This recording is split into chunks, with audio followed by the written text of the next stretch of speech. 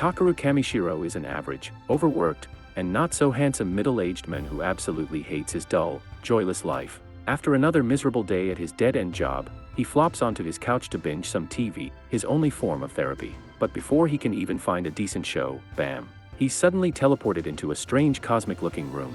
Sitting across from him is what can only be described as Discount Hero X, a mysterious man who calmly announces that he's the one in charge of the solar system. Naturally, Takaru, still processing the cosmic kidnapping, blurts out, "Wait, are you an alien?" The guy smirks and replies, "Not exactly. Think of me as a god, at least, from your perspective." Apparently, this god manages the balance of life across countless planets. His strategy to prevent extinction: simple, throw random humans into new worlds and hope for the best. And lucky for him, but not for Takaru, our grumpy office worker happens to be next on the list. The god, let's call him Kami, politely offers Takaru a choice. He can refuse the offer, but since he's technically dead, his soul will just vanish. Poof, no pressure.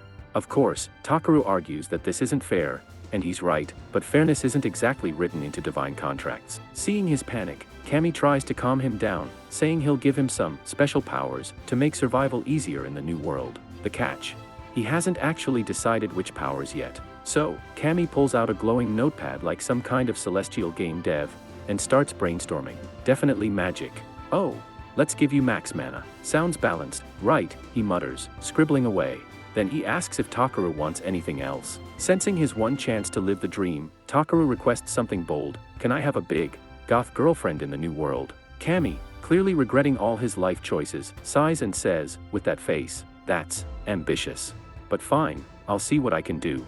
To make up for it, Kami adds a few bonus perks: a super powerful search skill, global language understanding, and multiple debuff resistances. He's not entirely sure if he's even allowed to hand out that many OP abilities at once, but it's too late. Takaru's soul is already starting to fade. With a casual wave, Kami wishes him luck in his new life adventure. Moments later, Takaru wakes up lying under a tree in an unfamiliar forest. He quickly pieces together that he's been Isekai'd, but now faces a bigger issue: what on earth is he supposed to do next?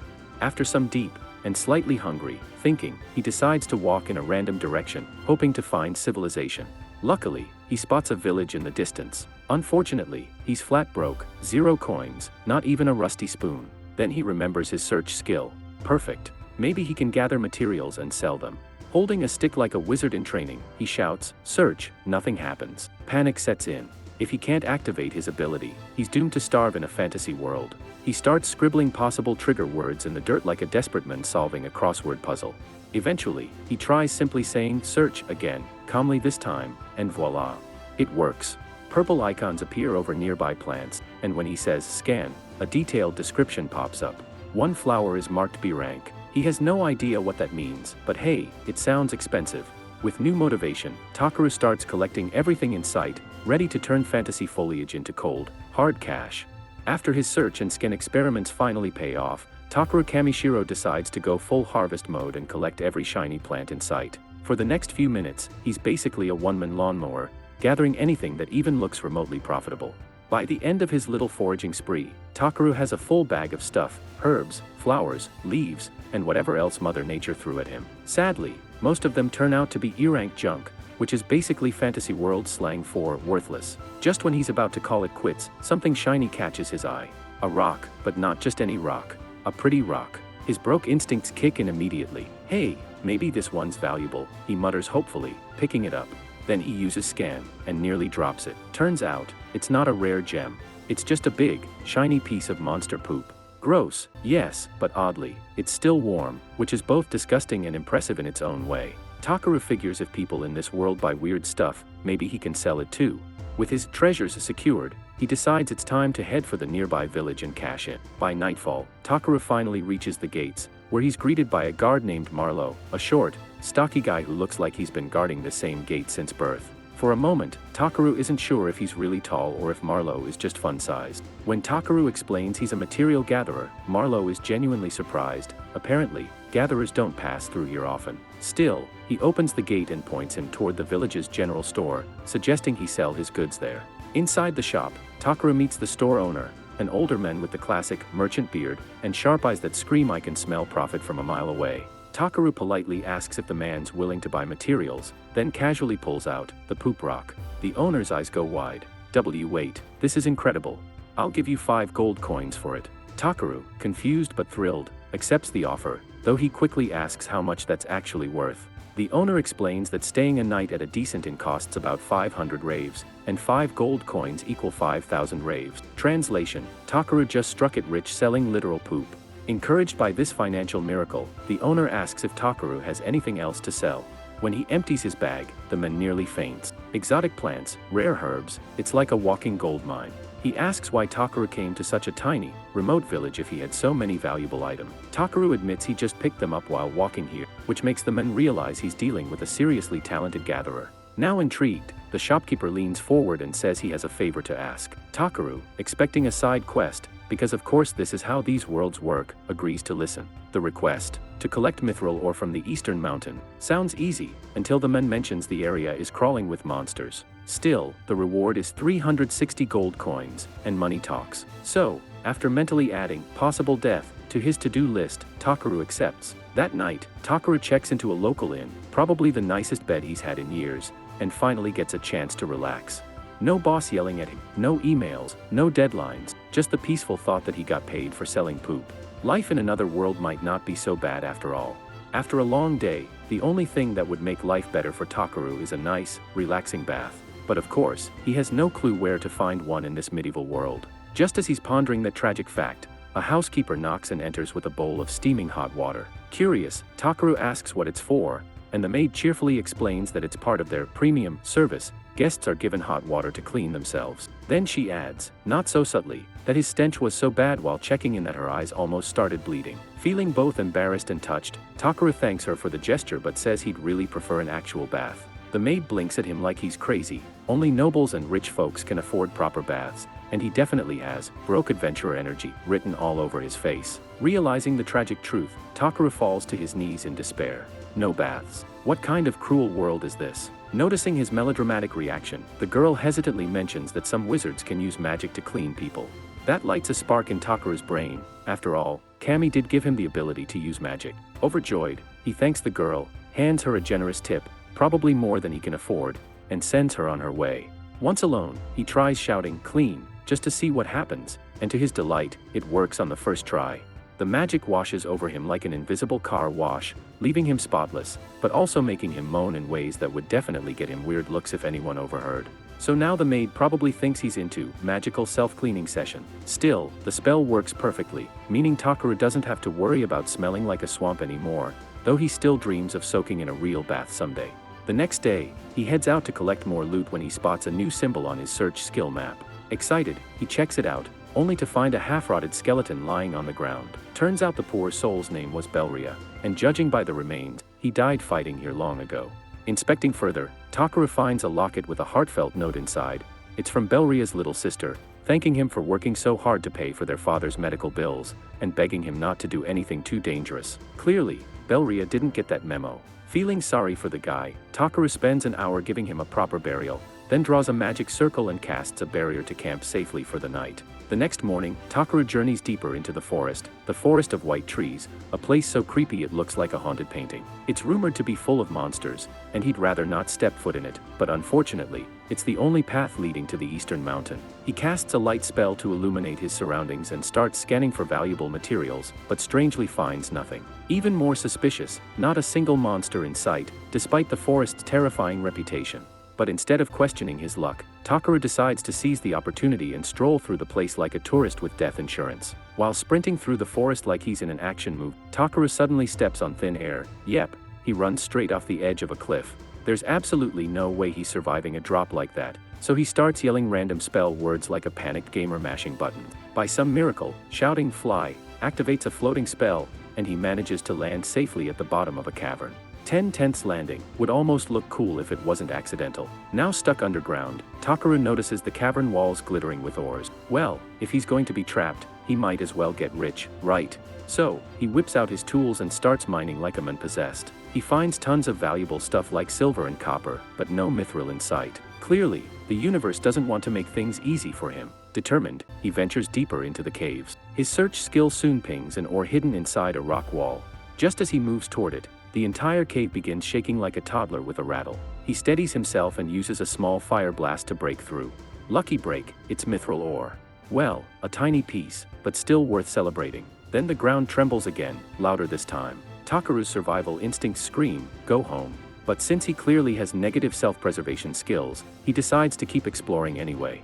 Eventually, he stumbles into a massive open chamber with a glowing underground lake. It's stunning, like nature's own LED pool. Using his skin ability, Takaru discovers it's actually S-rank ancient dragon magical water, the rarest kind there is. Jackpot. Well, except for that ancient dragon part, which doesn't sound super friendly. And sure enough, as soon as he dips his hands into the water, the lake starts bubbling violently. Something enormous rises from the depths, and boom, Takaru finds himself staring at an actual ancient dragon. The dragon roars at him for trespassing in its lair. Its aura heavy enough to crush ordinary men, but Takaru just stands there like, hi, completely unfazed. Maybe he's brave, or maybe he just doesn't realize he's supposed to be terrified. Realizing he's at fault, Takaru apologizes sincerely, which completely throws the dragon off guard. No one has ever been that chill in its presence before.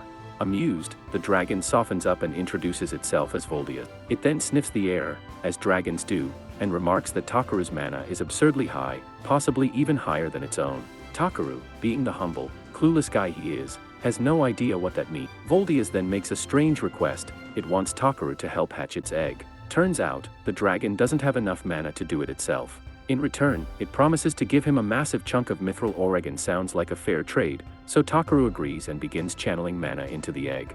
Everything seems fine until the egg suddenly starts draining his energy like a magical leech. Within moments, Takaru collapses unconscious. When he finally wakes up, a tiny baby dragon is sitting right in front of him, chirping adorably. He quickly realizes the hatching worked. Voldias is overjoyed to see its child alive and well, then immediately asks Takaru for one more favor. Could you, take care of my kid for a while?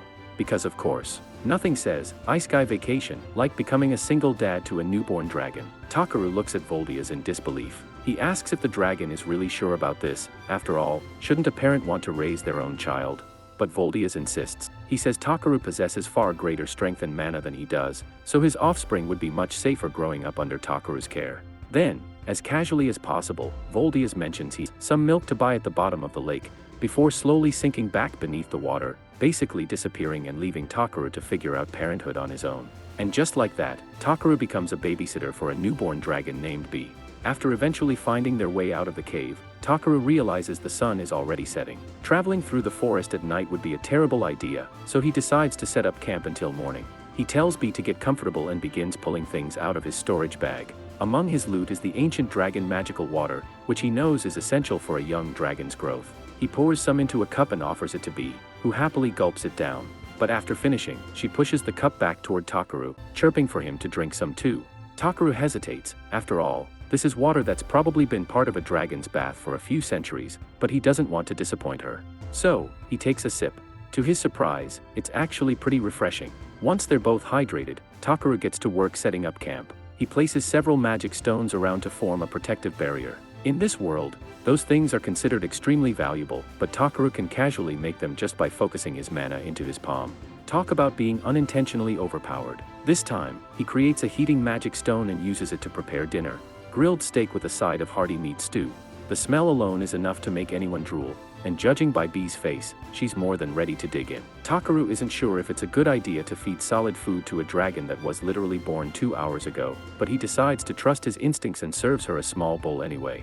Predictably, B takes a big bite and instantly yelps in pain. The stew's way too hot. Trying not to laugh, Takaru cools it down by blowing on it and offers it back to her. This time, she takes a careful sip, and her eyes light up. She absolutely loves it. Seeing B wag her tail and happily munch away makes Takaru smile. Still, he can't help but wonder how she feels about leaving Voldias behind. When he asks, B tilts her head in confusion, then hops into his arms and hugs him tightly. Why would she miss Voldia, her big scary dragon dad, when she's got Takaru, her warm, squishy human dad, right here? Takaru decides to use his appraisal skill on B, and what he finds absolutely blows his mind. Despite being tiny, round, and dangerously adorable, B is already B rank. Not only that, but she's got a list of terrifyingly strong-sounding abilities like limitless evolution. In other words, she's destined to become way stronger than Takaru someday. Still, being the responsible dad that he is, Takaru tells her very seriously that she's forbidden from doing anything reckless. Unfortunately, B is far too busy chasing her own tail to hear a single word of that lecture. The next morning, Takaru begins the long climb back up the cliff. Once he reaches the top, he's shocked. The once creepy forest now looks completely normal, as if the horror movie setting from last night never existed. He briefly wonders if he's just hallucinating from lack of sleep, but then decides, not my problem, and moves on. Since he's already here, he figures he might as well do some gathering. Activating his search skill, he scans for nearby C-rank materials. Just as he's about to start collecting them, becomes flying toward him in a total panic, squeaking that something scary is in the woods. Takaru immediately switches his scan to detect hostile monsters, and sure enough, half a dozen red blips appear on his radar, heading straight for them. He sighs. He really doesn't enjoy fighting, but come on, a few low-level monsters. Child's play. Suddenly, a rock griffin swoops down behind him. Compared to Voldia's, though, this thing might as well be a chicken with wing. And hey, grilled chicken sounds amazing right about now. He quickly casts Shield, followed by Ice Needle, summoning 3 shimmering icicles that pierce the griffin in one clean strike. Boom. One-shot dinner. Before he can celebrate, a pack of wolves comes charging out of the brush. Of course, he mutters, they smelled the free buffet. Takaru activates enhancement magic to boost his speed, leaps into the air to dodge their first strike, then casts hardening on his hands and feet. He lands like a meteor, kicking one wolf's skull in with an axe kick and finishing off the rest in a flurry of spells and punches. When the dust settles, he's surrounded by meat, enough to host an all-you-can-eat barbecue. But as he looks around, his smile fades. There are still more monsters in every direction. If he tried fighting them all, he'd be here for the next fiscal quarter. Sighing, he mutters, if only there was a way to just fly out of here. And right on cue, Bee grabs the back of his jacket and starts flapping her wings furiously. At first, Takaru thinks she's just being playful, until his feet actually start leaving the ground. Wait, you can actually lift me. Turns out, Bee may be small, but she's freakishly strong. The only problem. Her flight speed is roughly equivalent to an old man climbing stairs. At this rate, they'll escape the forest in 4 to 5 business days. Not wanting to die of boredom midair, Takaru casts weight reduction magic on himself to lighten the load. Bad idea. The instant the spell activates, Bee and Takaru shoot straight into the sky like a living rocket. Unfortunately, Bee's still a rookie pilot, and halfway through their chaotic flight, she loses her grip. Bee. And just like that, Takaru goes from Father of the Year to Meteor of the Month, plummeting toward the ground at terminal velocity. Somehow, Takaru managed to survive that brutal fall, a miracle that definitely outweighed the mild hip fracture he picked up along the way. On the bright side, they shot straight out of the white forest in mere minutes. Talk about efficiency. They're pretty close to the village now, but Takaru doesn't exactly trust flying on Bee, so he decides it's safer to just walk. Along the way, Bee starts nudging the stick in Takaru's hand, obviously curious. It's, a branch from the Idrisil tree, Takaru explained.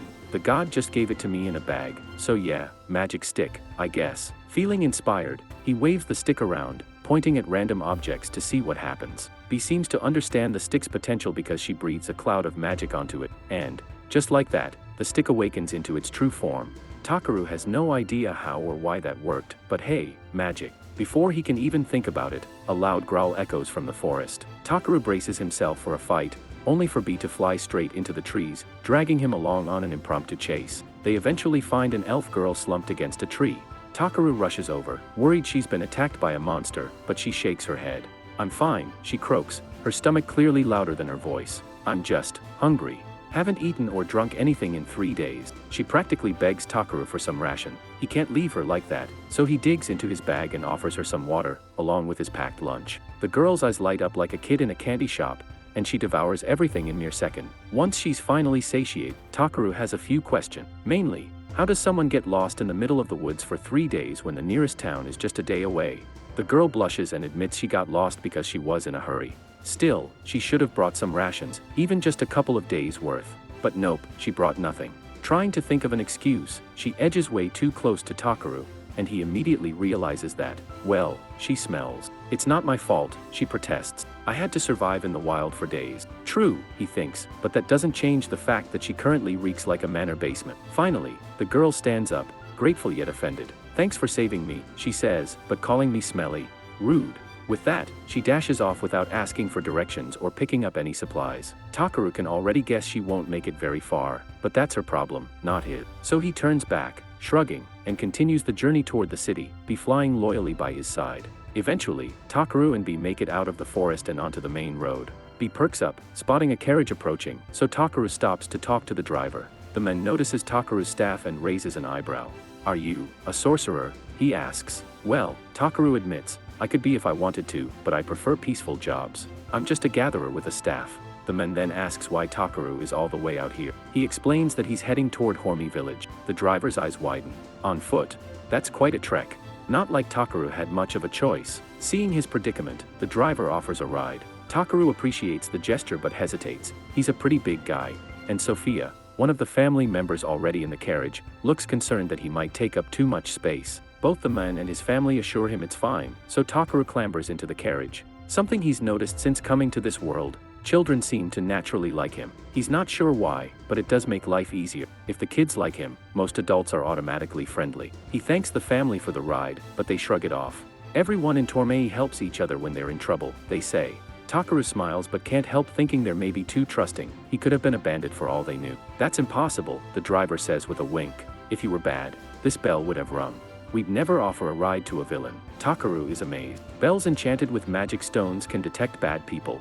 Genius. He makes a mental note to craft one for himself later. Just then, Yunan, the daughter, notices a strange rustling sound coming from Takaru's jacket. What's that? She asks. Reluctantly, Takaru explains that he's brought a rare monster with him. He expects them to freak out, but instead, the family is completely unfazed. Adventurers keeping monsters as pets is normal, they say. Relieved, Takaru decides it's safe to let Bee out. But no biting anyone, he warns. The children are immediately smitten. They squeal at Bee's cuteness, while Eliza and Porin are even more impressed that Takaru managed to tame a dragon cub. Are you a dragon knight? They ask.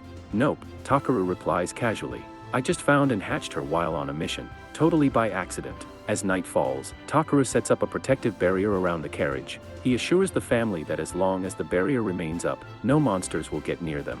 And if anything does manage to sneak close, Bee will sound the alarm, the family's personal dragon security system. Everyone was glad to know they were safe for the night, but dinner still needed to be sorted. Eliza got ready to start cooking, but Takaru quickly intervened. Mind if I handle the meal tonight? He asked, reaching into his bag and pulling out a full set of pans. The kids were amazed. There was no way all that could fit into such a small sack. It's like an item box, Takaru explained. There's way more space inside than it looks. Super handy for gathering stuff. Once Takaru finished cooking, everyone dug in. They were delighted by how delicious his food was, especially Porin, who was tired of eating dried meat all the time. As the night went on, they sang songs and danced to pass the time. The kids even invited Takaru to join. He had never experienced anything like this back on Earth. Nights were usually spent alone, staring at a TV, but sharing a meal and fun with others was far more enjoyable than he ever imagined. The next morning, Takaru woke up and started cleaning his scissors to pass the time until it was time to leave. Poland told him they could head out after breakfast, but Takaru had a small favor to ask. I've never driven a carriage before. Mind if I give it a try? Poland shrugged. Sure, go ahead. Before long, they arrived back at the village. Takaru hopped down from the carriage, and Poland thanked him for sharing his food. No, I should be thanking you, Takaru replied. I didn't have to walk all the way back on my own. The family drove off, and the short guard watching them leave muttered, it must finally be spring. Spring? What does that mean? Takaru asked. The guard explained that Poland was a weaver who frequently traveled to warmer regions for work. The journey was tough on him and his family. Unable to hunt, they had to survive on meager ration, which explained why he had been so happy to taste Takaru's food. Learning about Poland's struggles made Takaru realize just how lucky he was to have abilities that allowed him to gather materials easily. A little later, Takaru returned to Jerome's store to deliver the materials he had gathered, but he had a little test in mind. He slipped one piece of the magic mithril ore he had gotten from the dragon's den in with the regular mithril, curious to see if Jerome would try to scam him. Jerome spent a long time examining the rocks. Eventually, he concluded that one in particular was indeed magic mithril ore. A few of these contain enough magic to replace most of the magic stones in the kingdom, Jerome said. Takaru feigned surprise, even though he already knew the truth. Jerome told him it was amazing that he had managed to find something so valuable. Takaru, of course, tried to downplay it. I just happened to come across it on my trip, he said, trying to sound casual. Even when Takaru claimed he had found it lying at his feet, Jerome shook his head. It still takes skill to find things like this, he said. Then he added, you'd be better off heading to the city of Belsum. It's much larger than this village. You'll find a wider variety of items to buy and sell than you would here. Though Jerome hated the idea of letting talent like Takaru leave, he requested one thing. When Takaru eventually made a name for himself, he should send a few extra customers Jerome's way. Takaru didn't plan on becoming famous, but the thought of exploring a big city did pique his interest. Back at the inn, Takaru did a bit of research and discovered that Belsum had an adventurers guild that brokered requests all across the country. Adventurers were divided into combat, support, and various other roles. Since he was in another world now, he figured he might as well try adventuring and traveling for a while. Joining the guild seemed like the perfect plan. But first, there were still a few tasks to finish in Tormei. He headed into town to find someone to process all the monsters he had caught. While waiting, he spent the night partying with the villagers and enjoying a hearty feast. The next morning, Takaru returned to the butcher. With all the monster parts processed, he now had enough food and seasoning stock to last the duration of his journey. The woman working their side, saying it would be lonely without him around, and that many villagers wished he would stay a bit longer. "I'll miss this place too," Takaru said, "but there are so many exciting places to visit and new people to meet. I can't settle down here yet." The woman understood and didn't push the matter further. But before he left, she handed him a bag. "Here, I packed you a travel lunch." Actually, it was more like a ton of travel lunches. Clearly, Takaru wasn't going to worry about food for a while. Afterwards, he returned to his room. The only thing left to figure out was what to do with the magic mithril. Jerome had told him he couldn't afford to buy it, so Takaru had no idea what to do with such a valuable resource. Tossing it out was unthinkable, but since it contained so much magical energy, he wondered if he could use it to create something useful for the villagers. After all, they had been nothing but kind to him. Just then, Takaru noticed his lamp sitting on the table, and an idea struck him. He grabbed the magic stone and tried combining it with the lantern. It didn't take long for him to figure it out. After a bright flash, a brand new magic item had been created. The next morning, as Takaru was about to depart, the entire village came out to see him off. He thanked them for everything they had done and, as a gesture of gratitude, presented them with the magic item. He explained that it would create a protective barrier around the village, keeping out anyone with malicious intent. The villagers were grateful but hesitant. "Is it really okay for us to take something so valuable?" they asked. Takaru waved off their concerns. "It's the least I can do to repay you. Besides, I want to make sure the village is safe in case I ever come back." Jerome, curious about the device, peeked inside and saw the magic stone powering it. The stone alone was worth a small fortune. He opened his mouth to protest, but Takaru had already dashed out of the gate. There was no turning back now. As he walked toward Belsum, he took a moment to enjoy the peaceful scenery. His moment of calm, however, was short-lived. He soon came face to face with a giant crab in the middle of the road. After the initial shock wore off, he scanned the creature's stats. Nothing extraordinary, but once he realized it was edible, he decided that he and B would be having seafood for dinner that night. Takaru cast enhancement magic on himself to prepare for the fight. Before he could take action, B flew ahead and unleashed a sonic scream, knocking the crab unconscious. Takaru was impressed. He had no idea B could do that. The battle, however, wasn't over. Two more crabs appeared. Takaru thought he was safe in the middle of the road since crabs usually only move sideways, but he was dead wrong. These crabs charged forward with surprising speed, surrounding him. Just as one was about to smush him, B swooped in and pulled Takaru into the air, causing the crabs to collide with each other instead.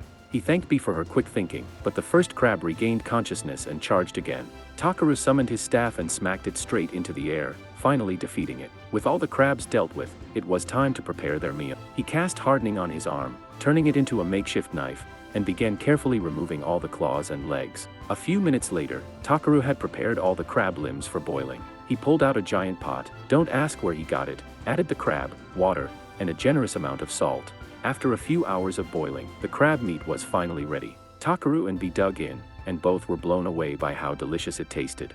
From that day on, Takaru resolved to hunt monsters not just for survival, but also to try all sorts of new and exotic meat. A few days later, Takaru and B arrived at the gates of Belsum. He was amazed by the sheer magnificence of the fortress walls. A long line of people queued for inspection, so he joined in. Before his turn, he decided to disguise his magic bag. It wouldn't be good if the guards discovered his infinite storage. When it was finally Takaru's turn, he was called into a separate room. One guard began inspecting his belongings while the other asked about his business in Belsum. Takaru explained that he was here to join the Adventurers Guild. The guard nodded. After all, Belsum hosted the largest guild on the continent. Though he didn't find Takaru suspicious, the guard still needed to do his job.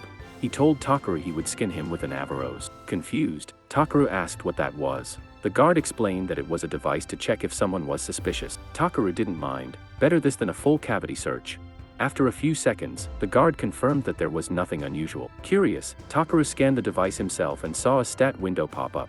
It simply noted that he could use magic. Luckily, none of the God-given abilities, his ridiculously overpowered stats, showed up on normal scans. The guards cleared him to enter, but one had one final question. Why did Takaru have the blessing of the dragons on his stat screen? Takaru explained it was probably because of his pet.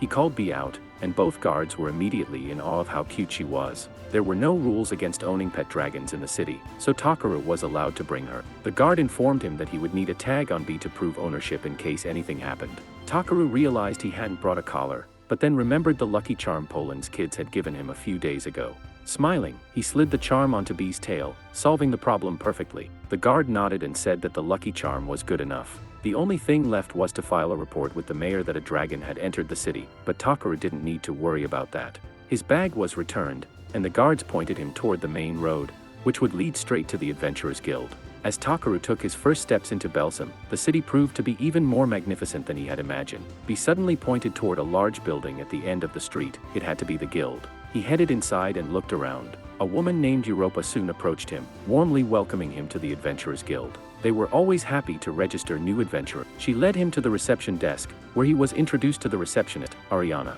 She asked him to fill out his name and current occupation on the form. That sounded simple enough, though Takaru briefly wondered why he could understand this world's language at all. After completing the form, Ariana asked if he had any combat experience. Takaru casually mentioned that he had taken out a griffin, several wolves, and a couple of crabs. While impressive on paper, Ariana wasn't entirely convinced, so she asked if he had proof. "I do," Takaru replied, "but it's pretty big. Is it okay if I bring it out here?" Ariana thought it shouldn't be a problem. To her shock, Takaru pulled out a giant crab and dropped it right on her desk. The desk collapsed under its weight, and Takaru winced, realizing he might have overdone it, but in his defense, he did warn her it was large. Guild patrons crowded around to see the commotion. The guild master appeared, asking what was happening. Takaru explained he was just showing Ariana the crab. The guild master noticed Takaru's item box and immediately asked where he had gotten it. Takaru said it was a gift. Using his scanning ability, the guild master verified the truth. His version of scanning revealed a person's aura instead of a stat screen, showing whether they had good or bad intention. Seeing that Takaru was fine, he decided there was no need to punish him for a harmless mistake. The master said they could appraise the crab and issue payment by the end of the day. Takaru casually added that he planned to eat the crab later, shocking everyone present. The crowd only grew larger, so Ariana led him to the next room to finish his registration. Sitting at a new desk, she told him the crab had definitely proven his combat ability. She completed his registration and slid a guild armband onto his arm. While she knew Takaru deserved a higher rank, guild rules required all new members to start at F rank. With his skills, though, ranking up would only be a matter of time. The next day, Takaru decides to track down the family of Balluri, the poor guy he'd found dead in the woods, so he can return a few of his belongings and deliver the sad news. When Balluri's family hears what happened, they're absolutely heartbroken, especially since they'd told him not to go adventuring. But Balluri had insisted on it so he could earn money for his father's medicine. Looking around, Takaru can see that the father is still very ill, and guilt starts eating away at him. He wishes there was something, anything, he could do to help. Afterward, he heads over to the guild to sell some herbs, and the clerk is practically glowing with excitement over how massive his mushrooms and leaves are. Honestly, they look like they've been growing at a gym. Just then, Ariana shows up, calling out for Takaru. Apparently, he's become quite the local celebrity because the guild board is overflowing with jobs personally requesting him. Takaru blushes a bit at all the attention. He's flattered, but he's also not exactly built for multitasking. So, he decides to accept only a few of the requests for now. Later, he heads to the bathhouse to relax and enjoy a long, peaceful soak. But his peace doesn't last long because Clay suddenly walks in and sits right next to him. Takaru is surprised to see him. Clay usually comes at a different time, but he explains that it looks like it's going to rain, so he wanted to sneak in a bath before the storm hits. As they sit in the steamy water, Clay glances at him and asks if he knows healing magic. He's heard rumors that Takaru healed a sick man in the slums for free. Takaru admits it's true, and Clay nearly slips under the water from shock. For free. Most healers charge enough to make your wallet cry. Takaru, ever the humble overthinker, suddenly worries that all the professional healers might get mad at him for undercutting their business. The fact that that's his biggest concern makes Clay burst out laughing.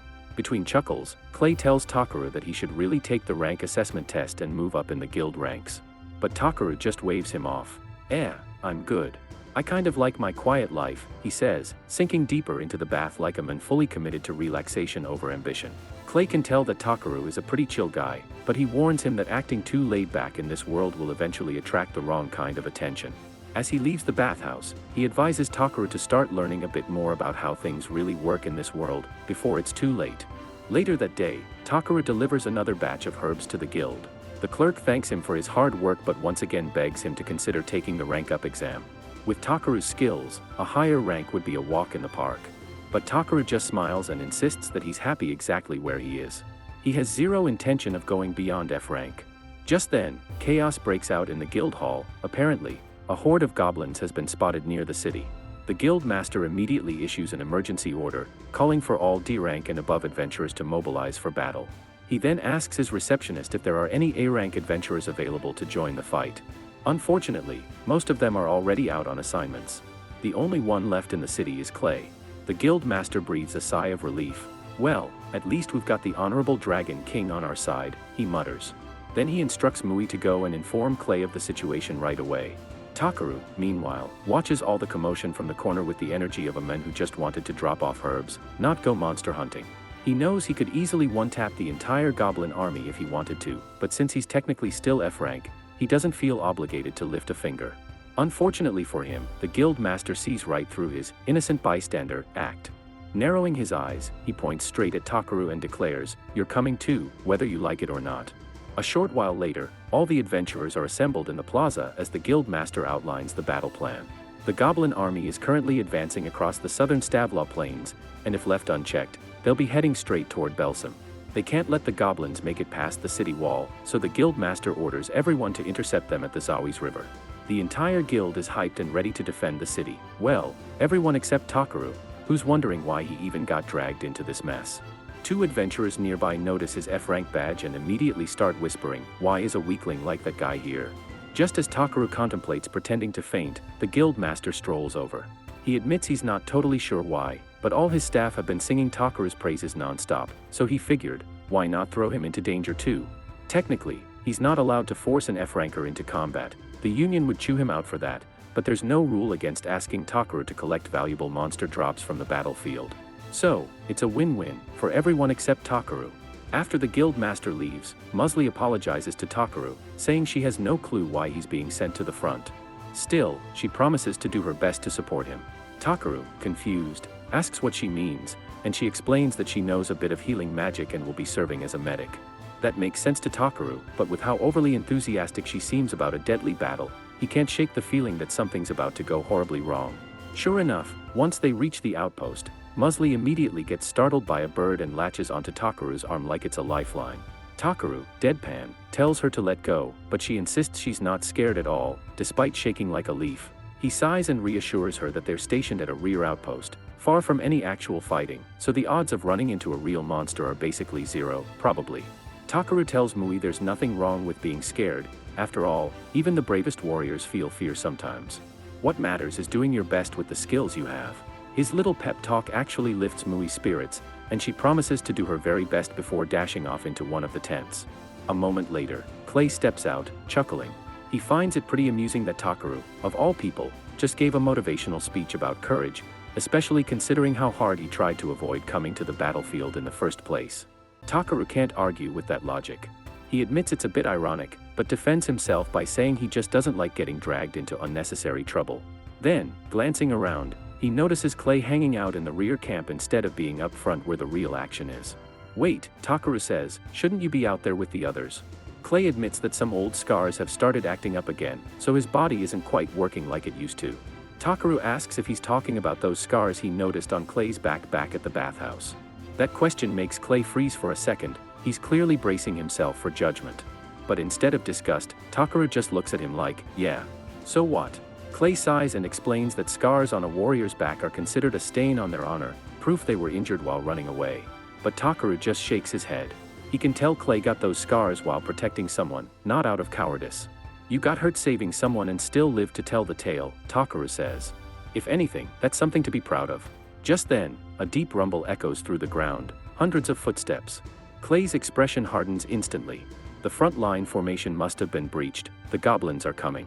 He snatches up a spear, declaring, "I'll intercept them." Even though his scars are clearly killing him, Clay vows to protect Takaru, even if his body gives out. Takaru tries to tell him, "Hey, seriously, you don't have to," but before he can finish, Clay is already gone, sprinting into battle like an action hero with back pain. Turning toward the tents, Takaru spots Mui desperately healing a wounded adventurer. Seeing her work so hard, despite being terrified, makes him feel guilty for trying to take the easy route. With a sigh, Takara decides it's time to step up. He casts a massive barrier around the outpost to protect Mui and the other healers, then charges toward the front lines to face the goblins himself. Out there, chaos reigns. Adventurers are clashing with goblins in a desperate struggle to keep them from reaching the city. But at this rate, it's only a matter of time before the wall is breached. All of a sudden, Takara comes sprinting onto the battlefield and punches one of the goblins so hard that it rockets into a rock pillar with a crunch. Even he's a bit freaked out by what he just did. Fighting humanoid monsters isn't exactly something he's used to. But this isn't the time to think about morals or ethics, so he calls out to Bee, asking her to handle the rest.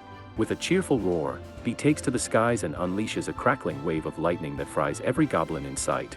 The smell of ozone and roasted monster fills the air, and the battlefield finally goes quiet. Takaru rushes over to check on the others and asks what happened. Diego explains that their formation was holding up fine at first, until a high-level goblin surgeon appeared out of nowhere. After that, everything fell apart. Thankfully, Clay showed up in time to save them and even managed to drive the goblin surgeon back, but in all the chaos, they got separated. Nobody knows where he is now, or if he's even still alive. Hearing that, Takaru immediately goes looking for him. Near the edge of the forest, he finds Clay surrounded, fighting for his life against a swarm of goblins. Even with pain shooting through his back, Clay manages to cut down a few of them with his spear. But the old scars flare up again, and the pain drops him to his knees. The goblins move in for the kill, their weapons raised, only to be vaporized by a bolt of lightning as Takara charges in. He stands beside Clay, smoke rising from his fingertips. Clay, shocked and exhausted, yells for Takara to get out of here, it's too dangerous. But Takara fires back, says the guy with a back full of old injuries. You shouldn't be pushing yourself like this. Before they can argue further, a heavy thud shakes the ground. The goblin surgeon emerges from the smoke, towering and snarling, its blades glinting under the moonlight. It lunges at them with terrifying speed, but both Takaru and Clay dive out of the way just in time. They both know the truth, retreating would be the smart move, but there's no way they'll outrun this monster. Despite the excruciating pain shooting through his back, Clay steadies his breathing, grips his spear, and takes a battle stance. I'll hold this thing off, he says firmly, so you can run, Takaru. No matter what, I'm not letting my friend die in a dump like this. Takaru is genuinely moved by Clay's resolve, though, to be fair, this is terrible timing for a heart-to-heart. Still, he tilts his head and asks, hey, by the way, do those scars on your back mean something to you? Clay, already confused, shouts, what kind of question is that right now? They just remind me of my failures, I hate them. Oh, perfect, Takaru replies, then you won't mind if I erase them. Before Clay can even ask what that means, Takara digs into his bag and splashes him with a bottle of Bee's dad's special magic water. Then he chants a full healing spell for good measure. In an instant, the scars vanish, but that's not all. Clay's body suddenly starts glowing like a forge. When the light fades, he's pitch black. Both men stare in shock. Takaru, that's new. Clay, did you just repaint me? Not only is the pain gone, but Clay feels a rush of overwhelming power coursing through him. His muscles tighten, his eyes gleam, and before he can process it, he's already slicing through goblins like a blender set to maximum. Within seconds, the entire horde is dust. Later that night, Clay storms into Takaru's room, looking very much unblackened again, but clearly fired up. What the hell did you do to me earlier? He demands. I still feel this weird energy burning inside me. Takaru, scratching his head, casually explains, oh, that. I used some ancient dragon magic water as a catalyst and added healing magic. Totally normal stuff. Clay, I beg your pardon. Takaru elaborates, you know, from V, the ancient dragon. He's Bee's dad, by the way. So technically, Bee's kind of ancient too. Clay just sits down slowly, face blank. Right, ancient dragon. Sure. Perfectly reasonable. After a moment of quiet disbelief, he looks back at Takaru. You're not exactly an ordinary person, are you? Takaru realizes he might have spilled way too many secrets but shrugs it off. Well, I guess it's fine. The gods never told me to hide it anyway. So yeah, I'm from another world. Clay freezes completely. For a solid 5 seconds, there's nothing but silence. Then he finally mutters, you're serious, aren't you? Takaru nods. Clay, I need a drink. Takaru sits Clay down and gives him the full "So I Got Ice Guide" story, from his reincarnation to meeting Bee, and all the way to accidentally turning people into high-performance models with dragon water. By the end of the explanation, Clay's brain looks like it's buffering. He rubs his temples and mutters, so, you died, got reborn, met a dragon. and now you're casually rewriting people's biology. Takaru, smiling sheepishly, when you say it like that, it sounds weird. Clay sighs. It is weird. But after everything he's witnessed, the insane strength, the magic, the crab incident, he can't exactly deny it either. Finally, Clay exhales and nods. All right, I'll keep your secret, Taku. But seriously, be more careful with that god-tier power of yours. Altering someone's body is kind of a big deal, not exactly something you should do between lunch and dinner. Takaru scratches his cheek awkwardly. Yeah, lesson learned. Next time, I'll ask for consent before accidentally evolving someone. Clay facepalms. Next time. Please don't make that sound like there'll be a next time. Her name is Ribble, and she's the one running the shop. Takaru asks her if she has any gatherer scissors in stock since his are pretty much on life support at this point. Unfortunately, Ribble shakes her head, she doesn't sell those. But on the bright side, she does know a great blacksmith who could make a pair for him. Of course, there's a catch, the blacksmith wants someone to fetch some materials in exchange. Takaru, being the kind of guy who can't resist side quests, says he's willing to hear the details. Ribble happily agrees and begins leading him toward her boss's workshop. As they walk down the hall, Takaru spots a group of blacksmiths hammering away in the forge. The heat, the sparks, the rhythm, he's genuinely impressed. Ribble smiles and admits that's exactly why she wants to become a top-tier blacksmith herself someday and forge a sword worthy of a hero. No pressure, right? They eventually reach the boss's office, and Ribble enthusiastically tells him she wants Takaru to help gather some Ilra ore so they can forge their dream sword. But before she can even finish, the boss practically explodes. No way am I sending a gatherer into the mines.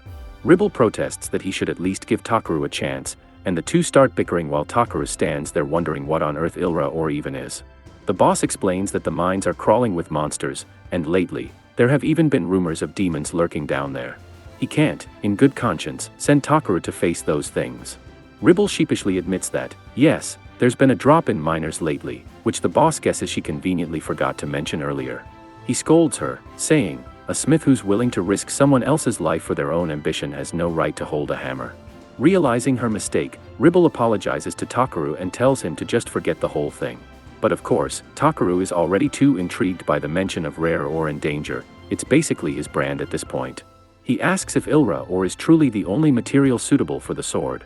Ribble confirms it, so Takaru grins and offers to fetch the ore himself, if they agree to forge him a special pair of scissors in return. The boss stares at him like he's lost his mind. Were you even listening when I said there are monsters down there? Takaru just shrugs. Yeah, I'll be fine. I've handled worse. To prove his point, he casually pulls out one of the giant crab claws he's been lugging around. The boss blinks. That's a monster that even B-rank adventurers struggle with. After a long pause, the boss sighs and says, all right, fine. Try not to die. So, Takaru sets off immediately for the Ruhai mines. Along the way, the other passengers in the carriage gossip about how all the poisonous herbs in the area mysteriously vanished overnight. Takaru starts sweating a little because, that might have been his fault for overgathering. But he quickly brushes it off, no way it's that bad, right? A short while later, the carriage drops him off near a horse farm. Curious, Takaru goes to take a look, and there, he spots a familiar face, the same elf girl from before. She's in the middle of a heated argument with the farm owner because she specifically asked for a white horse that can gallop across the sky. The farmer, dead serious, points at a massive raven and says, around here, a horse is more of a category than a species. Takaru can't tell if this place runs on logic or pure chaos anymore, but at least it's never boring. The farmer explains that in this region, anything capable of carrying cargo is classified as a horse, even if it's, say, a giant raven. The elf realizes this misunderstanding is entirely her fault for not being more specific with her request and quickly apologizes for making a fuss. The farmer chuckles and tells her it's no big deal, but if she's looking for a white Pegasus, she'd have better luck searching in the dwarven kingdom. So, without a second thought, or any preparation whatsoever, the elf sets off toward the dwarves' territory. Meanwhile, Takaru continues his own journey. While passing through the forest, he notices a treasure trove of valuable ingredients scattered around. He even stumbles upon a patch of moon grass, and being the gatherer extraordinaire he is, he spends a few minutes harvesting it. Just as he's about to leave, though, he hears a familiar growl from behind a tree. When he goes to check, he finds that same elf girl from before, collapsed, starving, and looking like she lost another round against common sense. Feeling bad for her, again, Takaru gives her some food and water. She thanks him profusely and extends her hand for a handshake, but the smell radiating from her could probably knock out a goblin. Unable to endure it, Takara quickly casts clean on her before shaking hands. The elf introduces herself as Velveeta Brolita, and she sincerely thanks Takara for saving her, both now and the first time. Takaru insists it's fine and starts walking away, but Brolita stops him, saying she wants to repay him somehow. He says he doesn't expect any reward, but she's determined to help him no matter what. Seeing she won't take no for an answer, he finally gives up and lets her tag along. Over the next few hours, Takaru gathers herbs while Brolita tries to help. Unfortunately, her idea of help involves enthusiastically collecting piles of useless weeds. Later that evening, when they set up camp, Brolita offers to fetch firewood. Takaru tells her it's unnecessary since he already has fire magic stones, but Brolita argues that visible campfires show other travelers the area is safe. He admits that's actually pretty smart. A few minutes later, Brolita returns, carrying an entire log over her shoulder like it's a toothpick. Takaru tries to tell her that's way too big for firewood, but she smirks and says she's not done yet. With a swift motion, she tosses the log into the air, draws her blades, and slices it into dozens of neat little pieces before it even hits the ground. Takaru is left speechless. Not only is she absurdly strong, but her weapons are A rank, which he's never even seen before. That night, Takaru cooks some soup, and the moment Brolita tastes it, her eyes practically sparkle. She swears it's the most delicious thing she's ever eaten. As they eat, she asks if he's also heading to the Dwarf Kingdom. Takaru explains that he accepted a job to collect Ilra ore from the Ruhai mines nearby. Brolita says she's traveling in search of a white Pegasus, fulfilling her sister's lifelong wish. However, since she's once again enjoyed Takaru's cooking, she declares her debt to him has grown even larger and insists she must repay it somehow. So, Takaru decides to make it official. He hires her as his bodyguard, since adventuring is still pretty new to him. Brolita agrees happily, and for the first time, Takaru realizes that when she's not half dead from hunger, she's actually really cute. That night, Takaru barely gets a wink of sleep, not because of danger or monsters, but because Bee and Brolita snore like two dragons arguing in their sleep. He seriously considers casting silence, but decides that might count as assault. The next day, the group continues their journey until the Dwarven Kingdom finally comes into view across the river. Once they arrive, they make a beeline for the nearest tavern, because priorities. They order some local food, juicy meat wrapped in jupes, a famous Dwarven delicacy. As soon as Takaru takes a bite, his eyes light up. "This is amazing," he says with his mouth still full. Brolita nods in agreement, saying it's just as good as her friend described. Curious, Takaru asks what kind of friend she means. She casually replies, "Oh, just a lizardman I know." That's when Takaru hears a familiar voice from behind him, "You talking about me?" He turns around, and there sits Clay, the very same lizardman, munching on his meal like this is the most normal reunion ever. Takaru is shocked. Clay raises an eyebrow and says, "You left town without telling me again, didn't you?" So Takaru explains the whole situation, the blacksmith Gruss, the Ilra ore, and the deal for a special pair of scissors. Clay listens patiently, then sighs. He points out that Takaru's guild rank is still too low to officially accept a job like this, meaning he won't even be able to report it for evaluation. "So, are you at least getting paid well?" Clay asks hopefully. Takaru proudly replies, "Even better. I'm getting a custom-made pair of scissors." Clay just stares at him like he's reconsidering all his life choices. "That's not exactly what I'd call a fair trade," he mutters. But if Takaru is happy, who is he to argue? Still, he decides to tag along, not because he doesn't trust Takaru, okay, maybe a little, but because he's heading into the city anyway to repair his spear. Before Takaru can even protest, Brolita chimes in cheerfully, "Perfect. You can be his second bodyguard." And just like that, Takaru's solo trip has officially become a full-fledged party. The next morning, they all head to the gates of Vosel, the main city of the Dwarven Kingdom. There's a ridiculously long line of travelers waiting to get in, but Clay strolls over to the guards like he owns the place. A few minutes later, the group is waved through without waiting. Apparently, Clay is that famous. Once inside, a guard approaches and tells Clay that the king himself has requested an audience. Takaru is stunned. He had no idea Clay was on royal speaking terms. Clay scratches his head and says, "It's kind of a long story." The guard quickly summarizes, "Sir Clay once saved our kingdom from the Thunder King Xenom, so he's considered a hero." Clay, visibly embarrassed, corrects him. "I didn't actually do anything. The dwarves were under a demon's control, and the demon just ran away when it saw me. I think it just didn't feel like fighting that day." Apparently, the dwarves were so grateful they built a statue of Clay in his honor. Unfortunately, artistic accuracy isn't their strong suit. The statue looks more like a T-Rex wearing armor than a lizardman. Later, Clay and the group visit the royal castle to meet King Zeph. The first thing Clay does. He points at the statue and demands, "Whose idea was it to make me look like that?" King Zeph, laughing, replies, "I just thought it looked cool."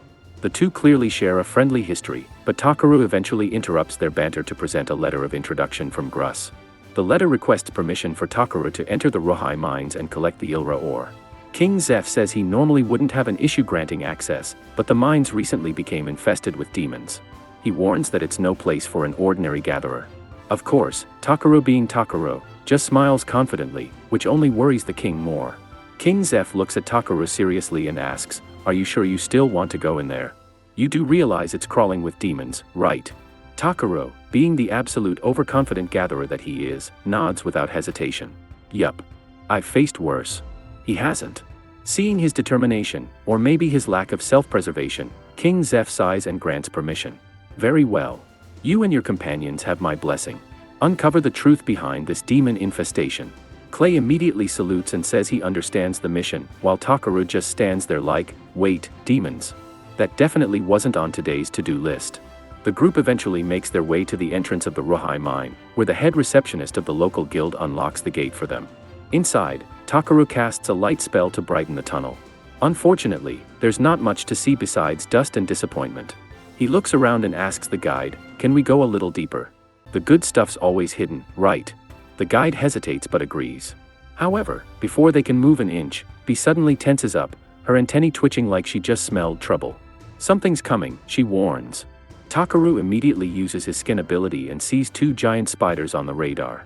And these aren't your average creepy crawlies, they're the kind that make you question why nature had to go this hard. Clay takes the lead, spinning his spear like a pro and impaling the first spider straight through the mouth. Meanwhile, Takaru blasts the second one with a stunning spell, holding it still long enough for Brolita to dash forward and slice it into neat spider sashimi. Crisis solved. As they head deeper into the mine, the air grows thick with magical energy.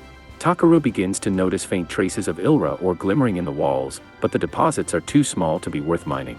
Just when he's about to give up, he spots something odd buried deeper in the rock face. "Alright, time for a little gentle excavation," he says, right before hurling an explosion spell at it. The blast clears the wall, revealing a massive glowing vein of hydrite, a rare and incredibly valuable ore that even the guide gasps at. "By the gods, that's hydrite. Do you realize how rare this is?" the guide exclaims. Takaru, completely missing the historical significance, just grins. "Cool. So, can I take it?" Before the guide can reply, V suddenly warns Takaru telepathically. Something's coming, and it's not human. The guide's face goes pale as his eyes widen in terror. It's a demon. Out of the darkness, a huge creature scuttles forward, its pincers gleaming, its shell cracked and glowing with red lines of corrupted mana. Takaru's reaction. He cracks his knuckles and grins. "Stand back, everyone. I'll take care of this one myself." Clay blinks. "Wait, you want to fight that alone?" Takaru shrugs. "Of course. Not because I hate demons or anything, but because that one's a crab, and me and Bee haven't had lunch yet." Brolita just facepalms. "He's fighting it because he wants to eat it, isn't he?" "Yes," Bee says proudly, "and I call dibs on the legs." Takaru tells Bee to give him some cover fire, but absolutely no fire or lightning, because they are not ruining perfectly good crab meat today.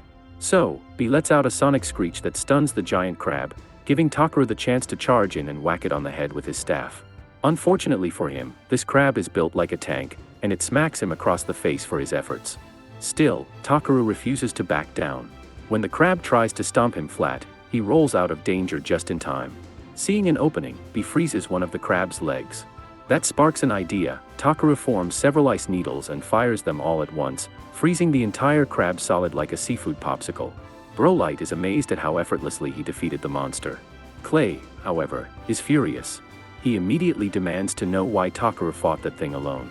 Takaru sheepishly admits he got a little too excited, and also didn't want Clay or Brolite ruining the meat with their dirty weapons. Clay is horrified that Takaru actually plans to eat the demon crab, but more importantly, he reminds him that as his bodyguard, it's his job to fight and protect him. Takaru realizes he has a point and apologizes, promising to rely on him more from now on. Once the lecture is over, they drag the frozen crab away. Dinner prep begins early in this party, and continue mining. They've already collected all the gems in the area, but Takaru thinks there might be an even bigger vein deeper inside. The guide is beyond grateful. Takaru not only defeated the demon plaguing the mine but also uncovered a new ore vein. He has no idea how he'll ever repay him. Later, they all return to the castle, where Zeph receives the report about Takaru's achievements. The king is astonished by everything Zeph hears from Zambo, and to prove it, Zambo asks Takaru to show the king the giant crab he defeated. Takaru hesitates, because, well, it's a massive seafood corpse, but the king really wants to see it. So Takaru opens his item box and drops the enormous crab onto the floor like he's showing off groceries. The king is stunned by its size and immediately declares that such an achievement deserves a reward. Takaru's request: "Can I keep the crab's body?" The king is confused, as any sane person would be, but he allows it. A few minutes later, Takaru and the group walk out of the castle, and both Takaru and B are practically drooling at the thought of the feast awaiting them. Even better, the crab's shell is perfect material for the custom scissors Takaru ordered, so this mission turned out to be a jackpot. The next day, things get even better. Zeph rewards Brolight with a white Pegasus, since he heard she was searching for one. Though honestly, she didn't exactly contribute much on this trip. Still, she's thrilled. The king also returns Clay's repaired spear, and Clay is very happy with the result. Brolight announces she has to return home with the Pegasus. It's a gift for her sister, and she thanks Takaru over and over, promising to repay him someday, even if it takes her entire life. Takaru tries to say it's no big deal, but she's already emotionally locked in. Later, Takaru and Clay return to the guild, where Ariana rushes over to greet them. She's relieved to see Takaru safe, and shocked to see Clay too. So she asks whether they formed a party together. Takaru is about to explain that they just bumped into each other, but Clay immediately cuts him off and proudly declares that they have formed a party. Before Takaru can correct her, Ariana sprints away to inform the guild master, officially sealing Clay's impulsive declaration. Takaru turns to Clay and asks why he would suddenly claim they'd formed a party, but Clay just shrugs and says it's harmless. After all, he already knows Takaru isn't a normal human, and with how often Takaru dives headfirst into danger, someone responsible should probably keep an eye on him. As much as Takaru doesn't like being strong-armed, he admits that having Clay as a teammate doesn't sound too bad. They talk it out and officially form the Black Azure Dragon Party. Afterward, Takaru heads to the smithing shop to deliver the materials he gathered. The moment the boss sees all the pure light he brought, the man freezes like he just saw the heavens open. Takaru panics for a second, thinking he messed something up. He thought pure light was better than normal ore, but now he's doubting everything. He asks if they can still finish their project with the Ildrite ore, and both Ribble and Gases immediately burst into tears of joy, clutching the stones like babies. They never dreamed they'd ever touch such pure material. When they finally stop crying, they tell Takaru there's no way they can afford to pay him properly for this much valuable ore.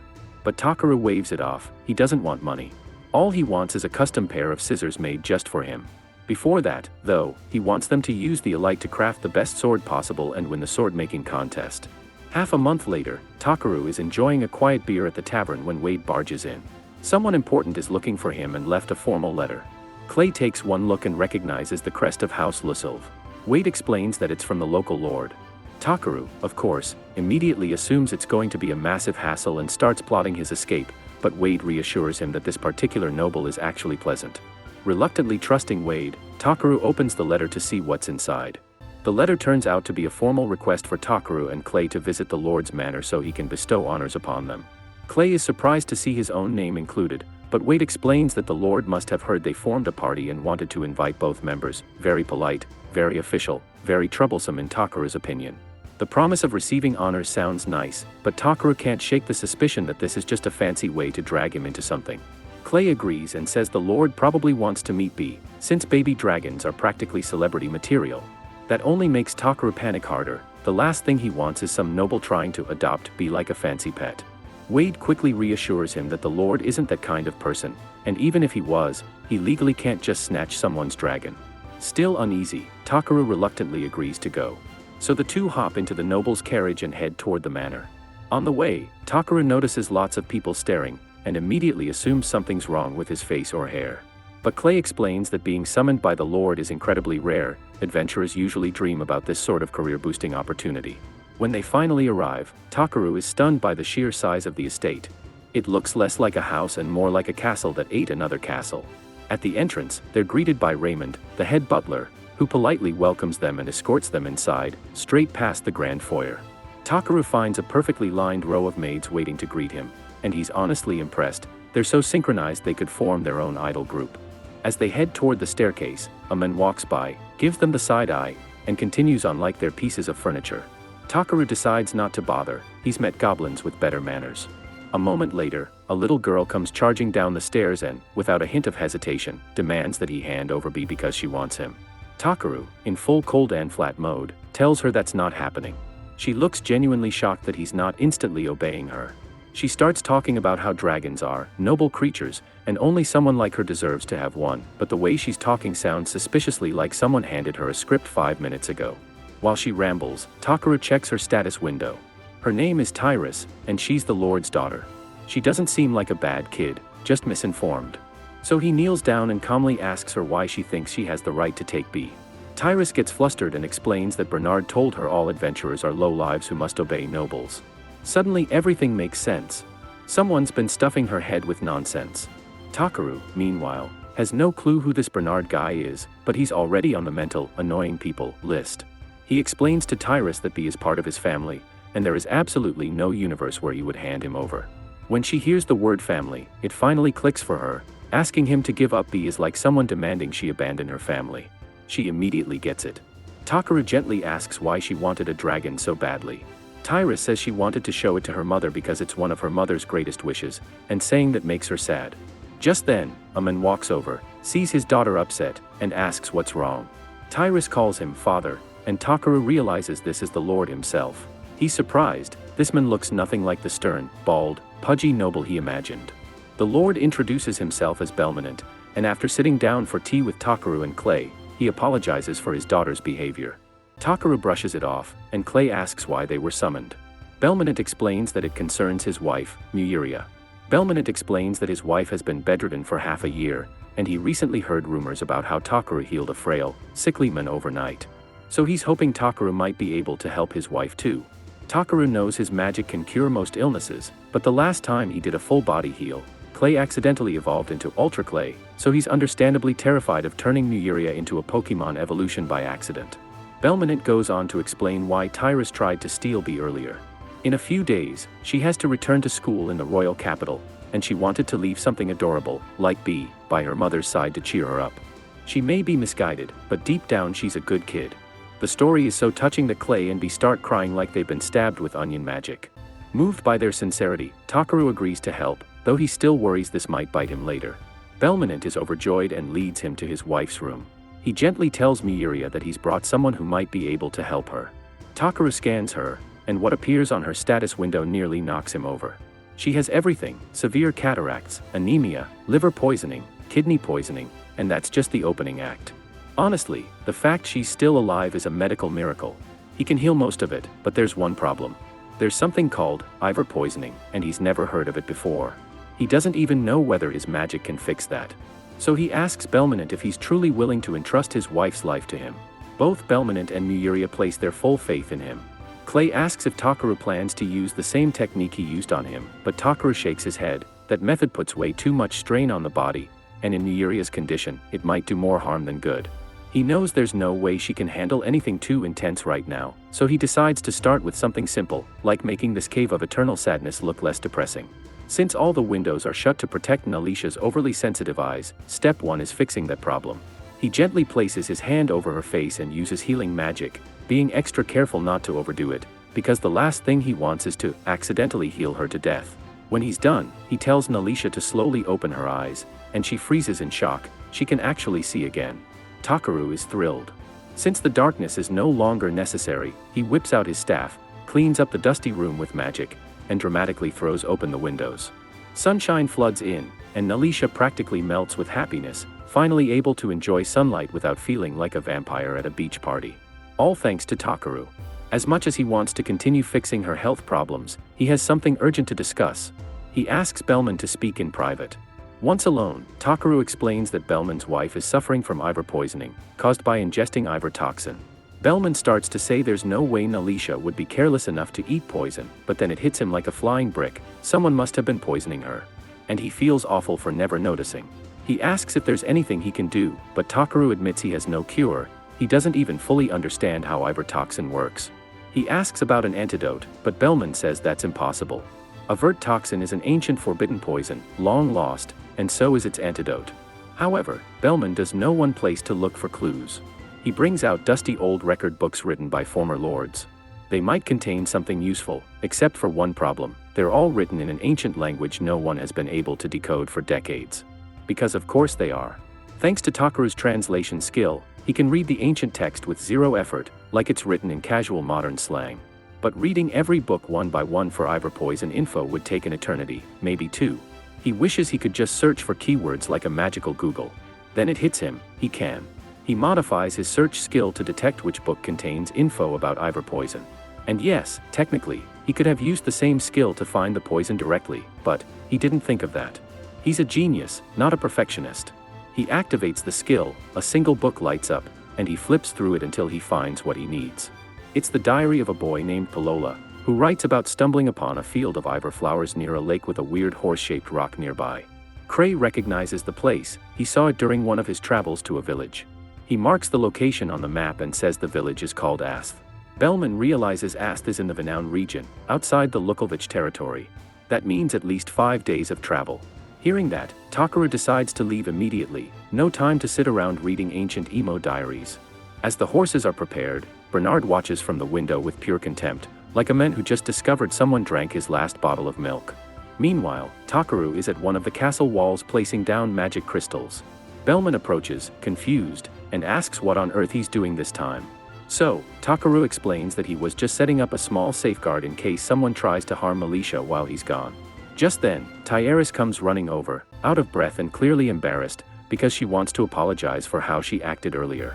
He came all the way here to save her mother, yet she treated him like a walking pet dispenser. She feels awful about it now. But Takeru gently tells her that what matters is recognizing when you're wrong and fixing it, a life skill far more valuable than memorizing noble etiquette lines from Bernard's sketchy wisdom. Hearing this, Tyeris perks up, and he tells her to think for herself before acting next time. She promises she won't repeat the same mistake. Before leaving, Takeru gives her one last piece of advice: someone might try to convince her that he's an enemy or a fraud. If that happens, she shouldn't answer immediately, she should talk to her father first. Tyeris nods seriously, promising to remember. With that settled, Takeru and Cray head out. To save time, Takeru casts a speed-boosting spell on the horses, turning the journey into a magical version of fast travel. After several days, they reach the village of Asth, only to find a barren wasteland. The last time Cray visited, it was a lush farming village. Now it looks like someone hit the area with a no-rain cheat code. Takeru starts to worry that the lake mentioned in the old diary might have dried up. Cray reassures him, lakes don't vanish that fast. And he's right, sort of. The lake is still there, but the water looks funky, like someone mixed it with swamp soup. Takeru inspects it and immediately senses intentional contamination. Before they can investigate further, a group of sickly villagers surrounds them, determined to protect what remains of their home. They demand to know why Takeru and Cray have come here. Takeru realizes the villagers aren't actually threatening them, they're just desperate people protecting what little they have left. So he calmly explains that he and Cray are adventurers from Belmanent's territory and that they've come on a mission to collect a rare material. The villagers look doubtful, so they demand proof. Cray flashes his A-rank armband like he's showing off VIP access at a concert. That convinces them, and the villagers lower their improvised weapons. Just as Takeru starts asking if they know anything useful, one boy suddenly collapses. When Takeru lifts him, he notices something alarming: the kid is way too light, practically featherweight. Turning to the adults, he asks if they've been getting enough to eat. Their expressions say it all. Then they explain the situation. About 10 months ago, their lake water suddenly became cursed, and even their well turned undrinkable. With no clean water for crops or drinking, starvation slowly set in. Then a merchant named Ingak showed up, claiming he could help. He wanted a special flower that only grows near the lake, a village secret. Desperate, they agreed to trade 1 flower per month for 60 barrels of water. But that wasn't nearly enough for both drinking and farming, so they've been suffering ever since. After hearing everything, Takeru is certain of one thing: this Ingak guy isn't just suspicious, he's 100% certified villain material. The villagers are stunned, they genuinely believed Ingak was helping them. But Takeru explains that when he inspected the lake earlier, he found clear signs of deliberate contamination. And it's just a little too convenient that Ingak strolled into town right after the water turned deadly. Even if that were pure coincidence, anyone who demands payment in the form of a dangerous toxin is waving more red flags than a parade. The village chief is horrified to realize they've been tricked this whole time. Meanwhile, Takeru is furious. This merchant didn't just poison Militia, he also crippled an entire village and left innocent children starving, just to get his hands on Ivor. Takeru vows he won't let Ingak get away with any of this. But first, he needs to help the villagers. He turns to B, asking him to fly up and use spirit magic. B immediately understands the plan, so he takes off and summons thick rain clouds over the entire village. Within moments, refreshing rain pours down, giving everyone clean water at last. But Takaru isn't stopping there. He casts a massive clean spell on the villagers, because after months without a bath, even the trees were judging them. Then he uses repair magic to fix their crumbling homes. Finally, he pulls out a giant pot and whips up a warm meal for everyone. The villagers are beyond grateful, especially the chief. The children, who have instantly become Takaru's biggest fans, happily offer to show him their secret hideout in the woods. Takaru follows the children to their secret base, which turns out to be an old storage shed overflowing with Lita fruit. He's confused. How could the village be starving with this much food lying around? The kids explain that the fruit is so salty it could probably pickle a dragon, and since they had no water to dilute it, it was basically useless. Curious, Takaru bravely tastes one. His eyes sparkle instantly. Sure, it's not edible in its current form, but this could absolutely be turned into soy sauce. Priorities. Meanwhile, back at the mansion, a loud alarm suddenly rings through the halls. Tieris immediately sprints toward her mother's room, because before leaving, Takaru set up a barrier around Militia, warning that it would activate only if someone approached with malicious intent. Meaning someone is trying to kill her mother right now. She rushes to the room and finds Bernard lingering at the door. Everything clicks at once. Now, a normal person would run for help. Tieris, however, chooses the confront the possibly murderous suspect head-on route. She asks if he really intends to harm her mother. Bernard denies everything, acting insulted, but Tieris points out that the barrier only reacts to malicious intent, so he must have been planning something awful. Cornered, Bernard tries to paint Takaru as some greedy adventurer scamming their family for money, but Tieris refuses to be fooled again. She's learned her lesson. Belmonent soon arrives and immediately understands the situation. But since Bernard keeps insisting he's totally innocent, Belmonent decides to give him a fair trial, well, as fair as you can be when the suspect is standing outside a poisoned woman's door like a cartoon villain. Bernard's excuse is that Takaru must have lied about the barrier detecting malicious intent. Belmonent isn't convinced, especially since Takaru healed Militia's eyes faster than most people can boil water. Still, if Bernard claims he had no ill intent, he can prove it by drinking the special water he planned to give Militia. Bernard immediately panics. Since the water is laced with Ivor poison, drinking it would be very fatal. His terrified expression confirms everything Belmonent suspected. So Belmonent tosses the water right into Bernard's face. Bernard screams like he's melting, only for Belmonent to sigh and inform him it's just normal water. He swapped the poison beforehand. So, Bernard isn't dying, but he is going to prison for a long, long time. After dragging him away, the staff search Bernard's room and find a mysterious letter. Raymond brings it to Belmonent, and whatever's written there shocks him to the core. Meanwhile, back in the ruined village, Ingak shows up to collect another batch of Ivor flowers. But the village chief is nowhere to be seen. A local tells him the chief went to guide the adventurers. Oh, and by the way, the villagers have learned that the precious Ivor flowers were being used to make poison. So they won't be selling any more. Ingak realizes his scam is officially over, and his face drops faster than a merchant's profit margin during a clearance sale. ING decides that if the villagers won't hand over any more Ivor, he'll just burn the entire village down and take what he wants like a full-time arsonist, part-time scammer. Meanwhile, Bernard, on his way to prison, starts smiling to himself, because of course he thinks this story still revolves around him. Over by the lake, Takaru scans the Ivor flowers and learns they supposedly grow from the tears of a sacred beast. Curious, he asks the chief, who explains that long ago Lord Hoffaulkner, a sacred beast, saved their ancestors from a lake demon. Ever since then, the flowers have kept growing. Takaru hesitates, worried about taking something so meaningful, but the chief assures him that, after saving their village, he's welcome to take as many as he likes. Just as Takaru bends down to happily pluck a flower and celebrate his mission, a villager comes sprinting toward them, shouting that something terrible has happened. They rush back to find the village completely engulfed in flames. Takaru doesn't know the culprit yet, but first things first, put out the fire. He tells B to summon more rain while he and Clay rescue the villagers. Thankfully, no one is seriously hurt. When they ask what happened, a villager explains that Inga showed up demanding more Ivor. But now that they know it's poisonous, they refused, and Inga threw a tantrum so big he practically exploded into chaos and fire.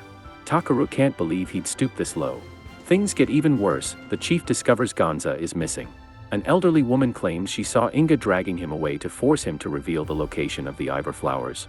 Furious, Takaru immediately uses search magic and locates Gonza and Inga hiding in a fort near the lake. Takaru and Clay mount their horses and head straight for the fort. The chief tries to warn them that confronting Inga alone is too dangerous, but Takaru assures him there's nothing to worry about. He has a strong A-rank adventurer with him, so rescuing Gonza will be a piece of cake. When they reach the fort, B scouts ahead and reports back that Inga and his men are throwing a party. Clay is furious. The idea that they can burn down a village, kidnap a child, and then celebrate sends him over the edge, and he begins to transform from pure rage. But Takaru quickly tells him to calm down. Charging in recklessly will only put Gonza in danger. Clay realizes Takaru is right and apologizes. Then he asks the obvious question: how are they supposed to infiltrate the fort without being spotted? Takaru thinks for a moment and decides to use an invisibility spell, which works perfectly. Nobody notices them as they slip inside. They search the fort quietly, but Gonza is nowhere to be found. So Clay suggests they track down Inga directly since he's guaranteed to know where the boy is. Eventually, they locate the room where Inga's men are still partying. The thugs are bragging loudly about burning the village down, saying the villagers deserved it for daring to defy Inga. They also complain that the kidnapped boy still hasn't revealed the location of the Ivor flowers, but they're confident they'll beat the truth out of him sooner or later. It's the last step in their plan to inflate the market price of Ivor. Their scheme is simple: once Maltia dies, and the world learns that even the greatest healers couldn't save her, the value of Ivor poison will skyrocket, making them rich. Takaru and Clay overhear everything from right outside the door, and now Clay is angrier than ever. Takaru tells Clay that he's free to charge in and crack a few skulls, as long as he doesn't kill anyone. And that's all Clay needed to hear. He bursts through the door like an outraged gorilla and starts eating bandits across the room. One bandit flies past Inga, and that's when the merchant finally realizes he is in deep trouble. Panicking, he orders one of his men to release the thing. The henchman nervously reminds him that they still can control it, but Inga doesn't care.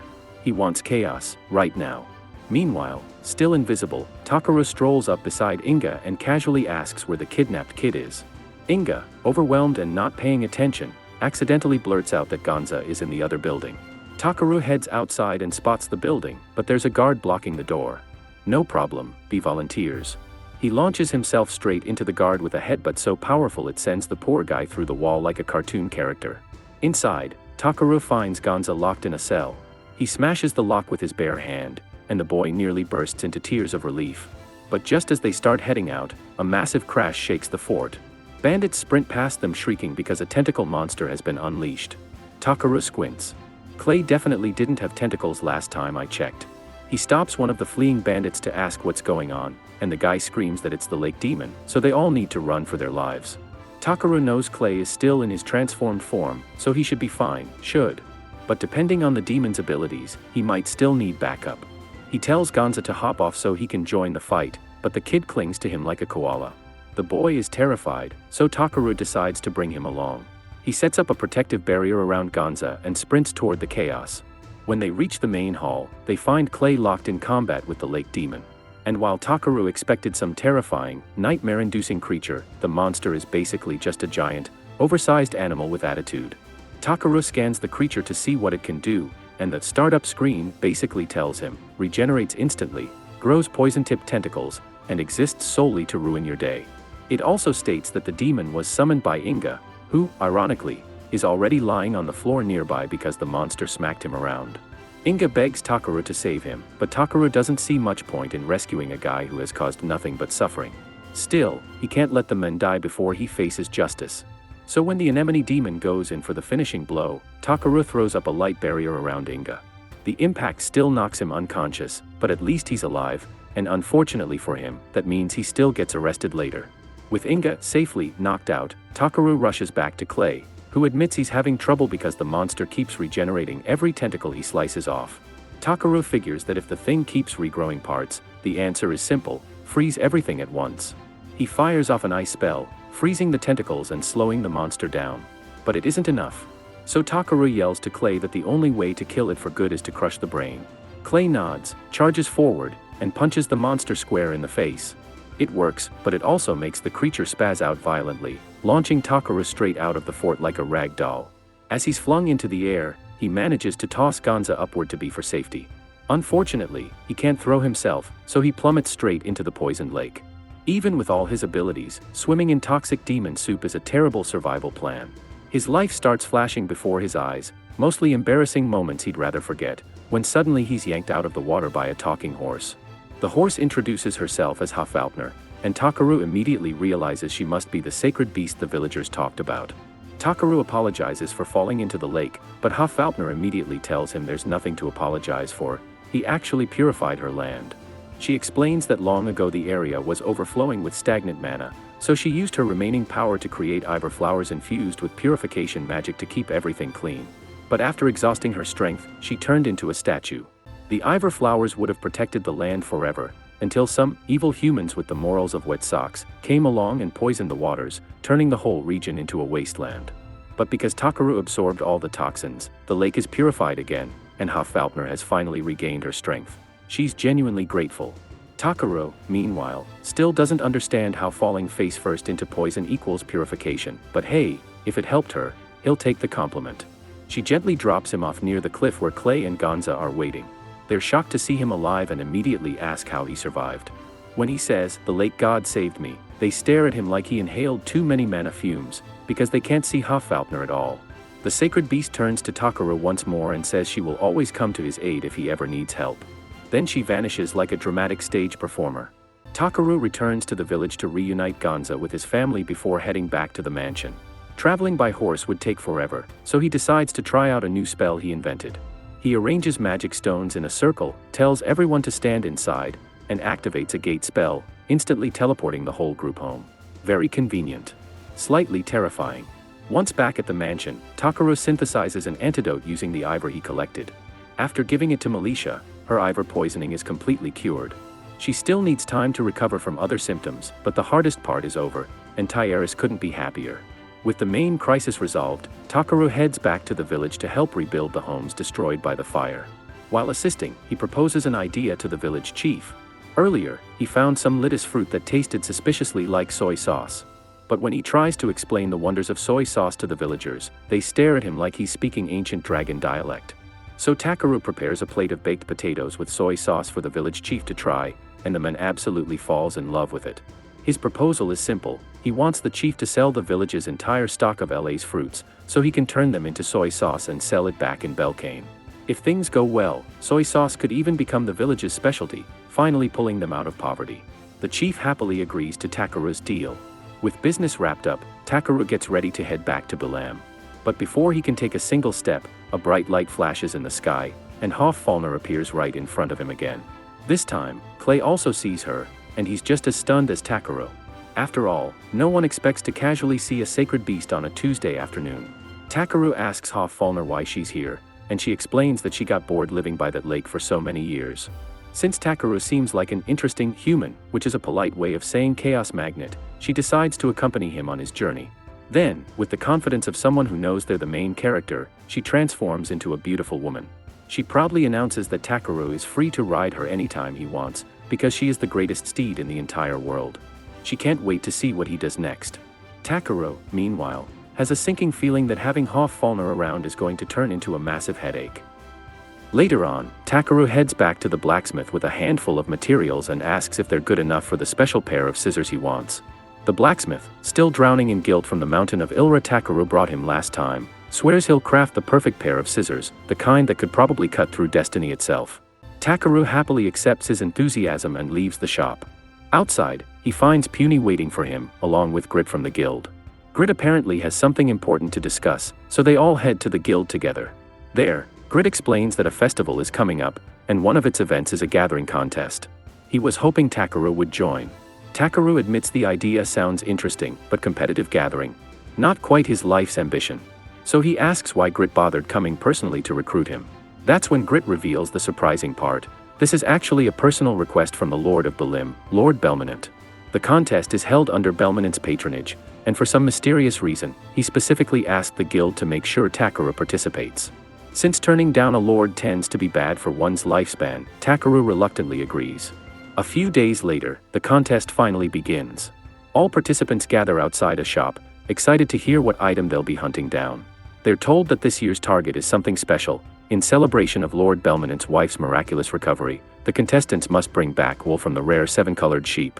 This immediately catches Takaru's attention, mostly because he's never heard of such a sheep and suspects this is going to be one of those, sounds cute, is actually terrifying, situations.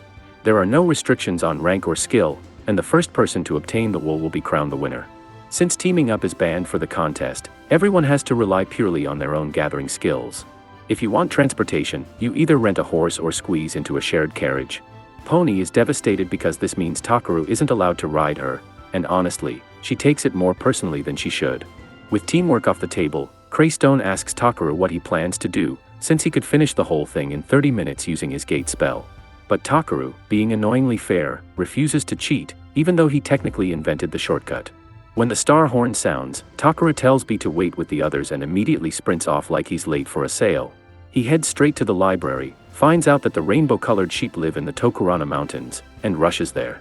He reaches the base quickly, but the magical sheep live all the way at the summit, because of course they do. As he climbs, he finally realizes how lonely it is without B constantly buzzing beside him. Once he reaches a grassy area, he spots a flock of 7 colored sheep, but his skin informs him that they are ridiculously fast and extremely hard to catch.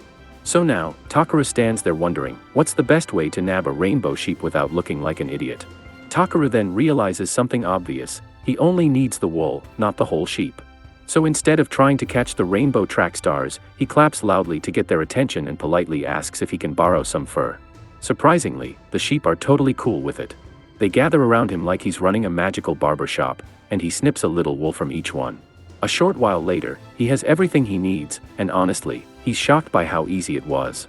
But hey, an early day is an early day. When he returns to town, B practically tackles him with joy. After he presents the wool, Takaru is declared the winner of the gathering contest. Though calling it a contest might be generous considering how effortlessly he won. Later, Takaru is summoned by the guild master, who wants to discuss granting him the mysterious FB rank. Takaru, confused, asks what that even means. The guild master explains that FB rank lets him accept jobs from F to B rank without paying the usual B rank base fee. Takaru is thrilled. It means he can rank up while still helping customers for his usual bargain bin prices. But the guild master warns him, if he performs too well, they'll have to increase his pay. And Takaru looks genuinely distressed, because apparently getting paid fairly is his mortal enemy. The guild master tells Takaru he really needs to stop flooding the market with rare items at bargain bin prices. Even his friends feel guilty paying him low-rank fees when he's clearly operating on secret final boss level. Takaru has always tried to blend in and avoid drawing attention ever since arriving in this world, but he never realized everyone around him already saw him as some kind of walking miracle machine. Clay tells him not to overthink it, while Puny bluntly asks why he insists on pretending to be average when he's literally packed with divine blessings and cheat-level powers. When she puts it like that, even Takaru has to admit the "I'm normal, really" act is getting a bit silly, so he accepts the promotion. The guild master gives him a shiny new armband, officially making him FB rank. Just then, Ariana bursts into the room with terrible news: a giant worm has been spotted in the forest and is slithering straight toward the city. Ordinary adventurers can't handle that thing, so the guild master turns to Takaru and his party for help. They rush to the forest edge, only to discover the worm is way bigger than they expected. Like, this is no side quest boss, this is DLC content, big. Dealing with the giant worm would be a nightmare if it turned hostile, but before anyone can panic, a familiar voice suddenly echoes from the top of the monster. To everyone's shock, Brolight is happily riding the worm like it's her personal limousine. She's thrilled to see Takaru, claiming she's been searching for him everywhere, and of course, she's completely covered in dirt again. Before she can get within contamination range, Takaru fires off cleaning magic like a panicked mom wiping mud off a toddler. Once she's sparkling clean, he finally asks why she's here, and why she brought a massive nightmare beast with her. Brolight proudly explains that she wanted to repay the debt she owes him. She remembered Takaru mentioning he wanted a horse for travel, so naturally, she brought Karasis, the giant worm. Because in her mind, horse apparently means any giant creature you can sit on. Takaru appreciates the thought but absolutely refuses. He instantly cleans the worm too, because why not, then politely but desperately tells Brolight he does not need a worm. After all, he has Puny, the best horse in the world, according to Puny herself. Brolight is understandably confused about why Puny, a sacred beast, keeps calling herself a horse, but Takaru promises to explain later. They return to town and head to a bar, where Takaru fills her in on everything that happened, forming a party with Clay, curing militia, saving a village, and how Puny joined the team. Brolight finds the whole story fascinating. And then, with bright eyes and zero hesitation, she asks Takaru if she can join his party too. Takaru happily agrees, since he was planning to ask Brolight to join the party anyway. Brolight is thrilled, explaining that she's been training like a maniac to make sure she wouldn't just be luggage with legs once she joined. She proudly reveals a golden armband showing she reached A rank, something she worked very hard for, probably harder than Takaru ever works when he's pretending to be average. Then, out of nowhere, she asks if Takaru can do her a little favor. He casually says he's always happy to help, only for Brolight to drop a bomb. She needs help finding her missing sister. Takaru freezes, because he definitely wasn't expecting something that serious. Brolight's sister, Ludicera, recently ran away from home after being chosen to bear the next generation of tribe leaders. She was supposed to marry an elf clansman and produce an heir. Yup, very traditional, very old school, and very no thank you, apparently, because she bailed on the whole tribe. This is already a lot for Takaru to take in, but Brolight continues. Ludicera didn't like the guy she was supposed to marry, so she made one condition: she would only marry him if he presented her with a white Pegasus. So Brolight, being the overly loyal sister she is, actually went out to get one. But by the time she returned, Ludicera had already disappeared. Brolight knows she can't find her sister alone, but she does know that Takaru is basically a cheat code in human form, so she asks for his help. Takaru agrees, but wonders if it's really okay to bring Ludicera back when she clearly ran away for a reason. Brolight clarifies that she isn't trying to drag her home, she just wants to know why her sister vanished without telling her anything. Hearing that, Takaru promises to help as much as he can, and the rest of the party immediately agrees. Once they finish eating, the group heads toward the elf tribe. Of course, none of them have ever visited the elf village before, so they're basically wandering blind. Fortunately, Brolight explains there's a hidden path deep inside the forest. She can't go into the details because it's elf-only knowledge, but the shortcut works through a type of spatial magic. Brolight's light guides everyone deep into the forest until they reach an old tree stump. She mutters a small prayer, and suddenly a swirling vortex appears. She calmly explains that they just have to stick their hands inside, close their eyes, and poof, they'll be transported straight to the elf tribe. Of course, when she demonstrates it, Takaru immediately hesitates because it looks like the kind of portal that eats people for breakfast. But his friends aren't bothered at all and walk straight through like it's a revolving door. Eventually, Takaru forces himself to follow. Once he pops out the other side, he realizes something horrifying: his friends are nowhere to be seen. Before he can panic, Clay shouts for him to get down because they're under attack. A volley of arrows comes flying toward them. Takaru quickly casts a shield to protect everyone, still confused about why they're suddenly being shot at. Then Brolight notices the arrowheads, they match the ones from her village. A moment later, a group of elven soldiers emerges from the trees, surrounding them. And judging by the looks on their faces, they are not happy to see Brolight. At all. The elves immediately accuse Brolight of violating their sacred traditions by bringing outsiders into their homeland. She tries to explain that they're only here to help, but the elves refuse to listen and even go as far as calling the group filthy cretins. That's when Puny has had enough. She steps forward, transforms, and demands to know who they think they are to call a god filthy. The elves freeze. None of them had realized there was a god among Brolight's companions. Unfortunately for them, that realization comes too late. Puny strikes them down with a bolt of lightning, leaving no room for doubt. The elves immediately bow and beg for forgiveness once they understand their mistake. Puny has no intention of punishing them further, though she's clearly disappointed that they've fallen so far that they couldn't even recognize divine power anymore. Takaru steps in to calm things down, but Loker, one of the elves, is offended that a mere human would dare to speak in such a situation. That changes instantly when he notices Takaru's guild ID bracelet. Upon realizing that Takaru is a high-level all-arounder, Loker's attitude shifts completely, and he offers to guide them to the village. As they travel through the forest, Puny warns Takaru that she senses something deeply unpleasant in the area and tells him to stay alert. Takaru has a bad feeling that whatever it is might be connected to Brolight. They eventually reach the entrance to the elf village, and Takaru finally understands what Puny meant.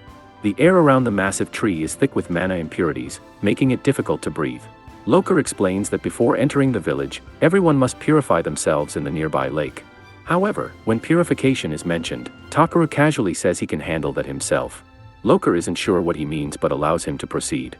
The moment Takaru casts his cleaning spell, the mana impurities vanish almost instantly.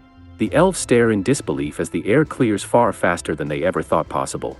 Loker asks for an explanation of what just happened, but Brolight simply shrugs and says that Takaru does amazing things all the time, so everyone will eventually get used to it. They begin ascending the massive tree, and as they climb, Brolight explains that the great tree goen is the sacred symbol of all elves. Normally, only those with special permission, or high elves, are allowed to climb all the way to the top. Naturally, everyone finds this fascinating. Then it suddenly clicks for Clay. If Brolight is allowed to climb the tree with them, that must mean she's a high elf too. Brolight admits he's right and apologizes for keeping it a secret. Meanwhile, Takaru is completely lost. He doesn't understand why being a high elf is such a big deal. The others explain that high elves are responsible for leading the entire elven nation, which is why they're forbidden from leaving the village under any circumstances. Takaru still doesn't see the problem. Even if Brolight is a high elf, he figures she must have had a good reason to break the rules. Brolight thinks about her sister and admits that saving her felt worth it, but she still can't shake the guilt of abandoning her duties. That's when Takaru tells her that while traditions may seem important, following them too strictly can make life miserable. As long as she isn't hurting anyone, he believes she has every right to choose her own path. Hearing this, Brolight is moved to tears. She fully expected everyone to judge her for breaking her village's rules, not support her. After calming down, she tells the group that the palace is just ahead, so they won't have to walk much farther. When they arrive, Brolight is warmly greeted by a woman named Amber. Brolight requests an audience with her older brother, and Amber agrees to arrange it for her. In the meantime, Brolight and the others sit down to enjoy some tea. When Brolight's brother finally arrives, she immediately jumps up and runs over to hug him. However, Orcus smoothly sidesteps her, not because he doesn't care, but because Brolight has a habit of forgetting her own strength when she gets excited, and he'd rather not be crushed to death by affection. Orcus greets everyone politely and apologizes to Takaru, having already heard about how Loker spoke to him earlier. Takaru says it's no big deal, but when Orcus reaches out to shake his hand, Takaru can't help thinking that the chief of the High Elves looks more like a kid than a leader. Noticing the look on his face, Orcus chuckles and explains that it's a fair thought. Despite the lofty title of High Elf, his people aren't as impressive as they claim to be. He even jokes, rather bitterly, that being barely 4 feet tall in heels is proof of their cursed bloodline. Brolight immediately snaps at him, saying she hates hearing him talk down about himself. She insists that she wants to save the village from the curse because she doesn't want their race to disappear. Brolight explains that while she lives as a woman, she is technically both male and female.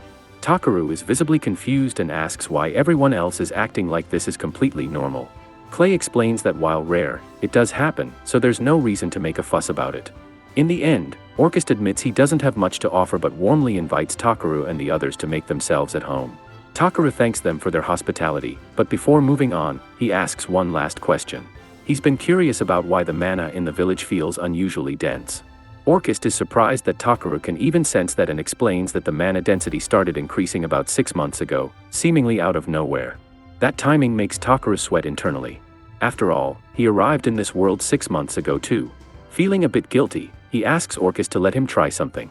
Stepping out to the edge of the great tree, Takaru calmly begins condensing magic power and forms a massive magic stone. Naturally, this makes Orcus's guards panic, since giant glowing magic rocks usually don't mean anything good. When Takaru casually asks Orcus to touch it and say, "Start," the guards completely lose it and try to stop him, but they're too late. The magic stone activates, shoots into the air, and within moments, the suffocating mana begins thinning out rapidly. Just like that, the village's long-standing crisis is resolved. Orcus is stunned. He can't believe Takaru fixed something they struggled with for months in mere seconds. Meanwhile, Takaru is utterly confused as everyone suddenly drops to their knees. Before things get even more awkward, Orcus asks Takaru to follow him. He leads him to a stone tablet at the base of the tree, inscribed with ancient words passed down through generations of high elves. Takaru reads it and learns of a prophecy foretelling the fading of sacred blood, followed by death and destruction, until new blood arrives to restore everything. Orcus is stunned that Takaru can read the prophecy at a single glance when it took the elves decades to even begin deciphering the strange language. Later that night, Takaru and the others relax in a hot spring, though his mind is still stuck on that ominous prophecy. Unfortunately, it'll have to wait, since finding Brolight's missing sister comes first. Still, his curiosity doesn't stop there. Wanting to know more about the curse Orcus mentioned earlier, Takaru asks Brolight about it. She hesitates, but Amber steps in and offers to explain. She tells Takaru that the curse is a mysterious affliction spreading among high elves, causing severe abnormalities in their physical development. Over the past 50 years, it has worsened to the point where every newborn baby dies shortly after birth. The cause remains unknown. Amber admits this hits close to home, as she herself lost a child to the curse. The next morning, Orcus brings Takaru to meet the queen, who thanks him for dispelling the oppressive mana suffocating the village. Takaru is glad he could help, but he also has a question of his own. He asks whether the sudden rise in mana 6 months ago was preceded by a violent earthquake. After a brief pause, the queen confirms that it was. And just like that, Takeru's uncomfortable suspicion grows even stronger. So Takeru assumes this situation is similar to the previous incident and that the sudden mana surge must have driven the local monsters into a frenzy. He offers to take care of that problem, but before leaving, he asks one last question about the so-called curse. After meeting with the queen, Takeru gathers his friends and explains that he believes he's uncovered the real truth behind it. Using his scan ability on several afflicted elves, he discovered that every single one of them suffers from hereditary abnormalities.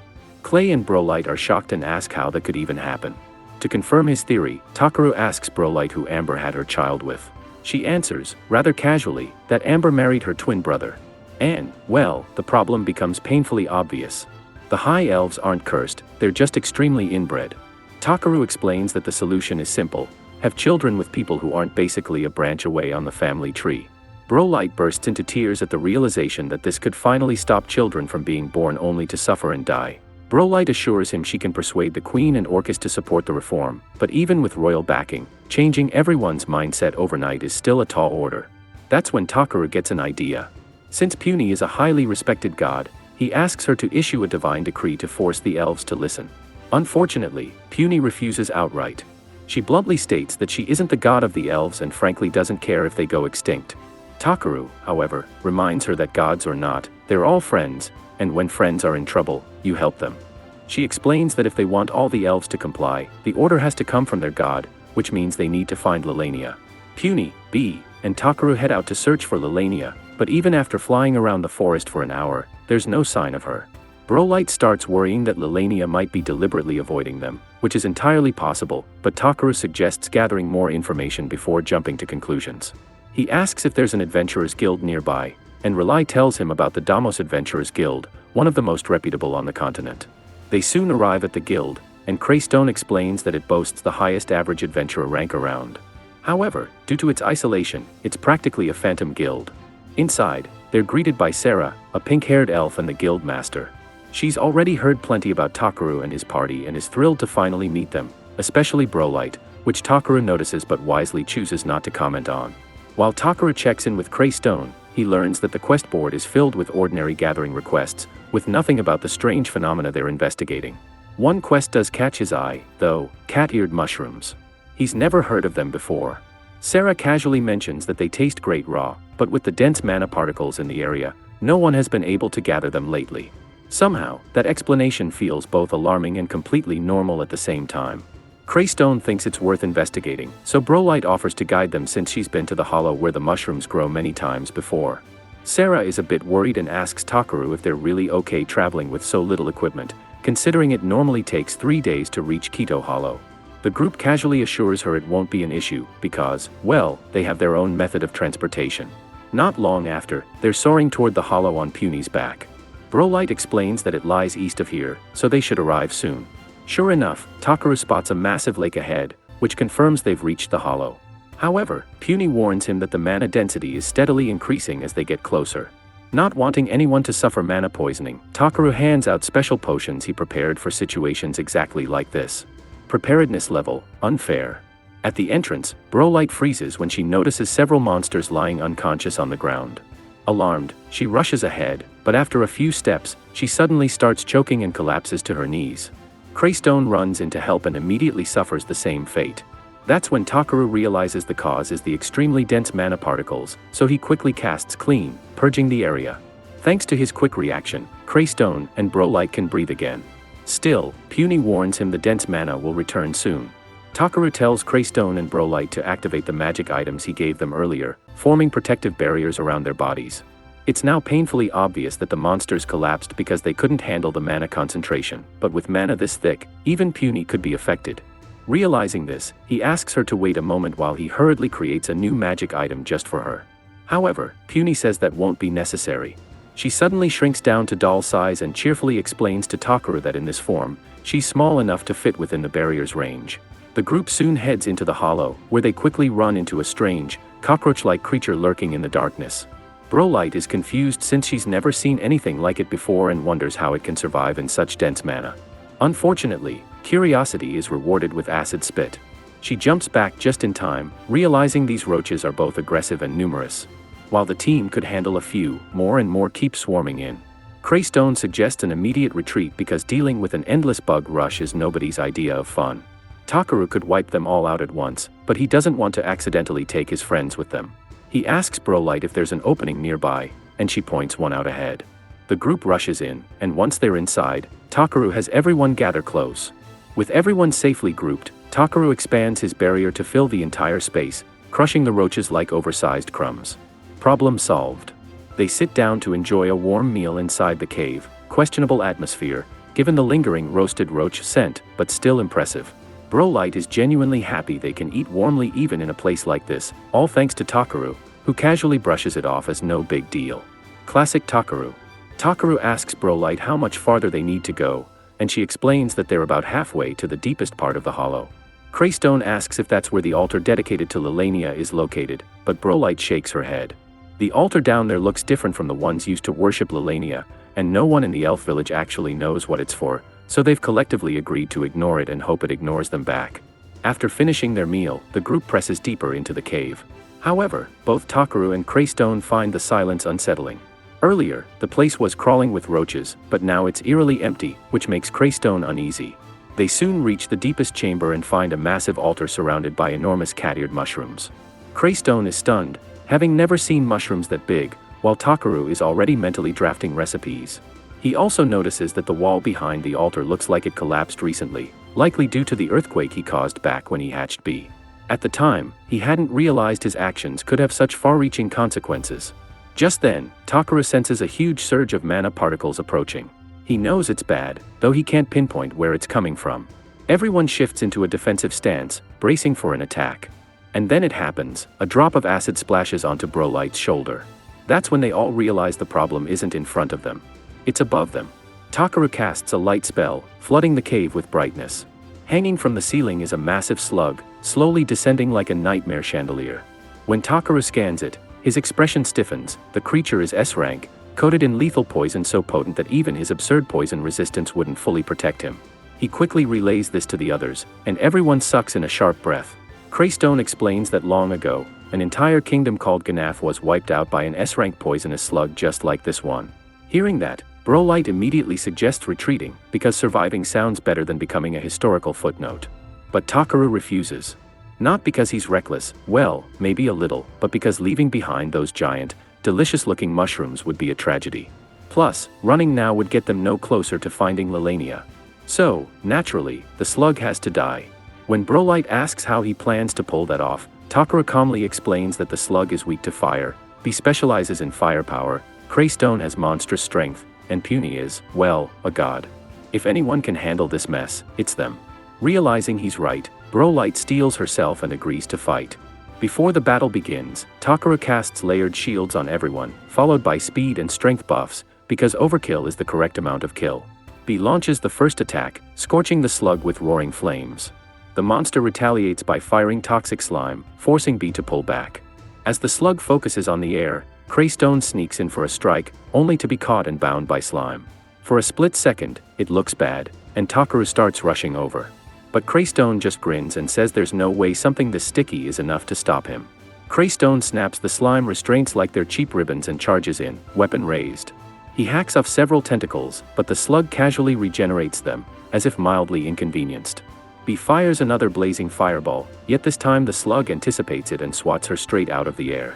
Neither Greystone nor B can seriously damage the slug's main body, and Takaru finds that odd, especially since the thing doesn't even have eyes. That's when it clicks. The antennae on its head must be how it senses them. He shouts for Brolight to cut them off. Without hesitation, she charges. The slug lashes out, but Takaru incinerates its tentacles mid-attack, giving Brolight just enough time to leap onto its head and slice the antennae clean off. Now blind and confused, the slug flails wildly. The group immediately capitalizes on the opening. B unleashes a full-power fireball that scorches the monster badly, but somehow, it's still alive. Annoyingly alive. Thinking fast, Takaru comes up with a brutal but effective plan: drain its moisture. He reluctantly pulls out his precious salt, mourning the loss of perfectly good seasoning, and forms several salt balls before hurling them at the slug. The salt burns into its flesh instantly, sending it into a panicked retreat. It doesn't get far. Greystone charges in and lands a crushing final blow, ending the slug for good. Everyone exhales in relief, until they glance up at the ceiling and realize the horror isn't over. The slug has laid thousands of eggs. If those hatch, this place is doomed. According to Takeru's scan, the eggs are weak to sunlight. He calmly tells everyone to cover their eyes for a moment, never a comforting sentence, because he's about to try something big. They all obey, covering their eyes as Takeru conjures a mini sun inside the cave, instantly frying every last slug egg. A huge gust of wind rushes through the cavern, and Puny announces that the dense monoparticles that had been polluting the area are finally gone. But before anyone can celebrate, she warns Takeru that she's sensing someone else, the presence of the Spirit King, Lilania. They all head out so Pun can track down the current location of Lilania, and they find a beautiful valley. Pun senses Lilania's presence, and after looking around, they spot a group of elves hiding in the bushes. Pun assumes elves from different regions must have gathered here, which isn't strange by itself, but Brolight notices her missing sister. Ludicera is here as well. She soon recognizes Brolight, and the two run toward each other. Takeru initially thinks they are about to have a heartfelt reunion, but instead, they start fighting. Ludicera yells that she'll never return to that stupid village to get married, but Brolight says that's not why she's here, she just wants to know why Ludicera ran away without saying anything. Ludicera explains she didn't mean to, but she was so stressed it made her sick, and she couldn't bring herself to talk about her decision. As soon as Brolight hears this, she forgets about fighting and asks if Ludicera is okay. However, this makes Ludicera feel even more guilty. She smacks Brolight, and their fight resumes. Their brawl seems endless, so Clay asks Takeru if he wants to stop them. The other elves don't seem concerned, so it's probably not a big deal. Since it's almost dinner, Takeru tells Brolight to finish her fight soon or she'll miss out. Brolight doesn't want to miss dinner, but Ludicera refuses to stop, leaving her stuck. However, when she hears that Takeru plans to make spicy fried chicken, Brolight immediately throws Ludicera aside and runs to the well to wash her hands, surprising Ludicera, as Brolight has never fled a fight so quickly. Later that night, Takeru serves tons of chicken, and the villagers love it. But Brolight and Ludicera are still mad at each other and refuse to speak while eating. After the festivities die down, Takeru relaxes on the balcony. He seems tired, so he lets him rest on his lap. While they are out there, Ludicera comes over to talk to him. She doesn't know much about Takeru, but she can see why Brolight relies on him so much. He seems like a good person. Takeru notices that Ludicera is holding a baby, so she introduces him to her son, Tilwisen. He is the most precious thing in her life and the reason she refuses to return to that village. She tells Takeru that she used to really love Brolight because she was the only one who would visit her while she was shut away in the shrine. That's why she was so upset when she discovered Brolight was apparently cursed. But the elders only cared about maintaining the purity of the bloodline, and she couldn't stand being around any longer. This is the first time she has shared this with an outsider, and she's surprised that Takeru seems so composed. He honestly doesn't know how to react, having never faced anything like this before, but he can tell that Ludicera has worked really hard, which he finds admirable. Just then, Ludicera's husband calls her back to the party, so she gets up and goes to talk to him and Brolight. The next day, Takeru and the others enter the forest to continue their search for Lilania. Pun notes that they are getting much closer, but Clay wonders if leaving Brolight behind was a good idea. Takeru explains that Brolight and Ludicera still had a lot to discuss, so it was better to let them be. Suddenly, Pun senses Lilania's presence nearby, right behind Takeru. He immediately turns around to get a good look at the elf god, and it's not what he expected. Lilania seems to like him for some reason and begins explaining how hard she worked to leave the monument behind. But the elves never read it and left it sealed in the cave. Pun tells Lilania she doesn't deserve to call herself a god after leaving her people unprotected for years. Lilania retorts that Pun has no right to lecture her, having spent decades sealed as a statue and abandoning her region the moment she was revived. The two really don't seem to get along, but Takeru doesn't want to waste time letting them fight. He suggests they return to the elf village to prevent their race from going extinct. Back at the elf village, Ludicera presents her healthy, non-incestuous baby to the royal court. Her mother and brother are happy to have a healthy child in the family. However, the elders are outraged that Ludicera would defy their instructions to marry her cousin, thereby desecrating the sacred bloodline. Both Ludicera and Brolight are shocked that the elders are still obsessed with bloodline rules, and it doesn't seem like they plan to change anytime soon. It looks like Lilania must intervene.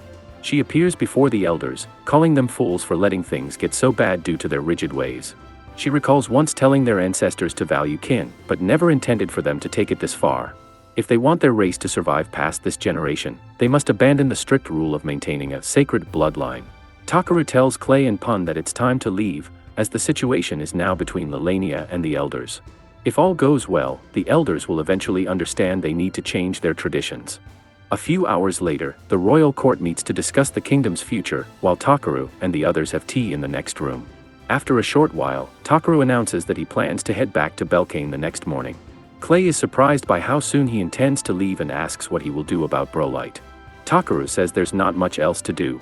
They have already found Brolite's sister and figured out how to resolve the cursed bloodline issue, though the discussions will likely take a long time. Brolite can't leave until everything is settled, so they must leave him behind for now. The next day, Takaru, Clay, and Pun gather outside the village, ready to return to Balim. The royal court comes out to bid them farewell. The queen thanks Takaru for all he has done for the village, and Ludicera tells him he is always welcome to return. However, Brolite struggles to say goodbye. She asks Takaru to stay a few extra days, but he declines, not wanting to overstay his welcome. He still needs to report to the guild about the quest he completed. Brolite understands but remains sad. Takaru and Clay remind her that they are still comrades, and distance won't change that. Pun adds that if Brolite ever faces trouble again, she shouldn't hesitate to call for help. Brolite bursts into tears, unable to accept that she won't see her friends for a long time. Once Takaru and the others return to Balim, he picks up the scissors he had ordered from the blacksmith and reports everything about his mission to the guild.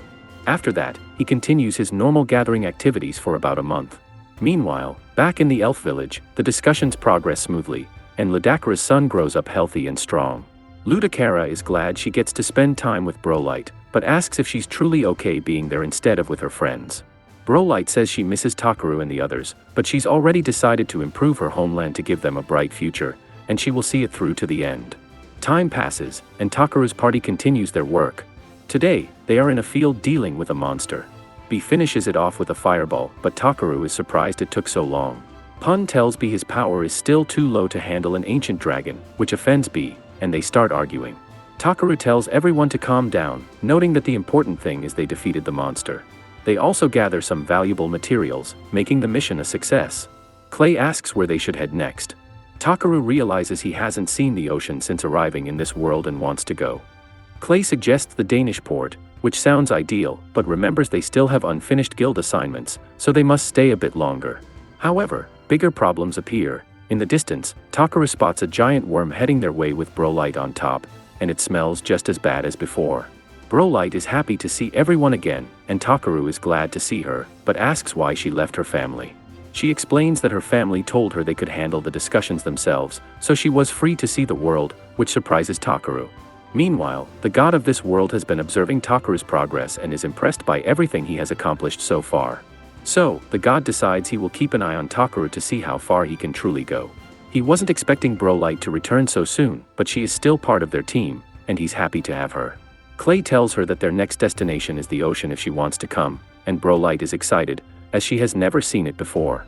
Takaru says they should get going, and everyone agrees. But before leaving, he insists that Brolite send the giant worm away because it freaks him out.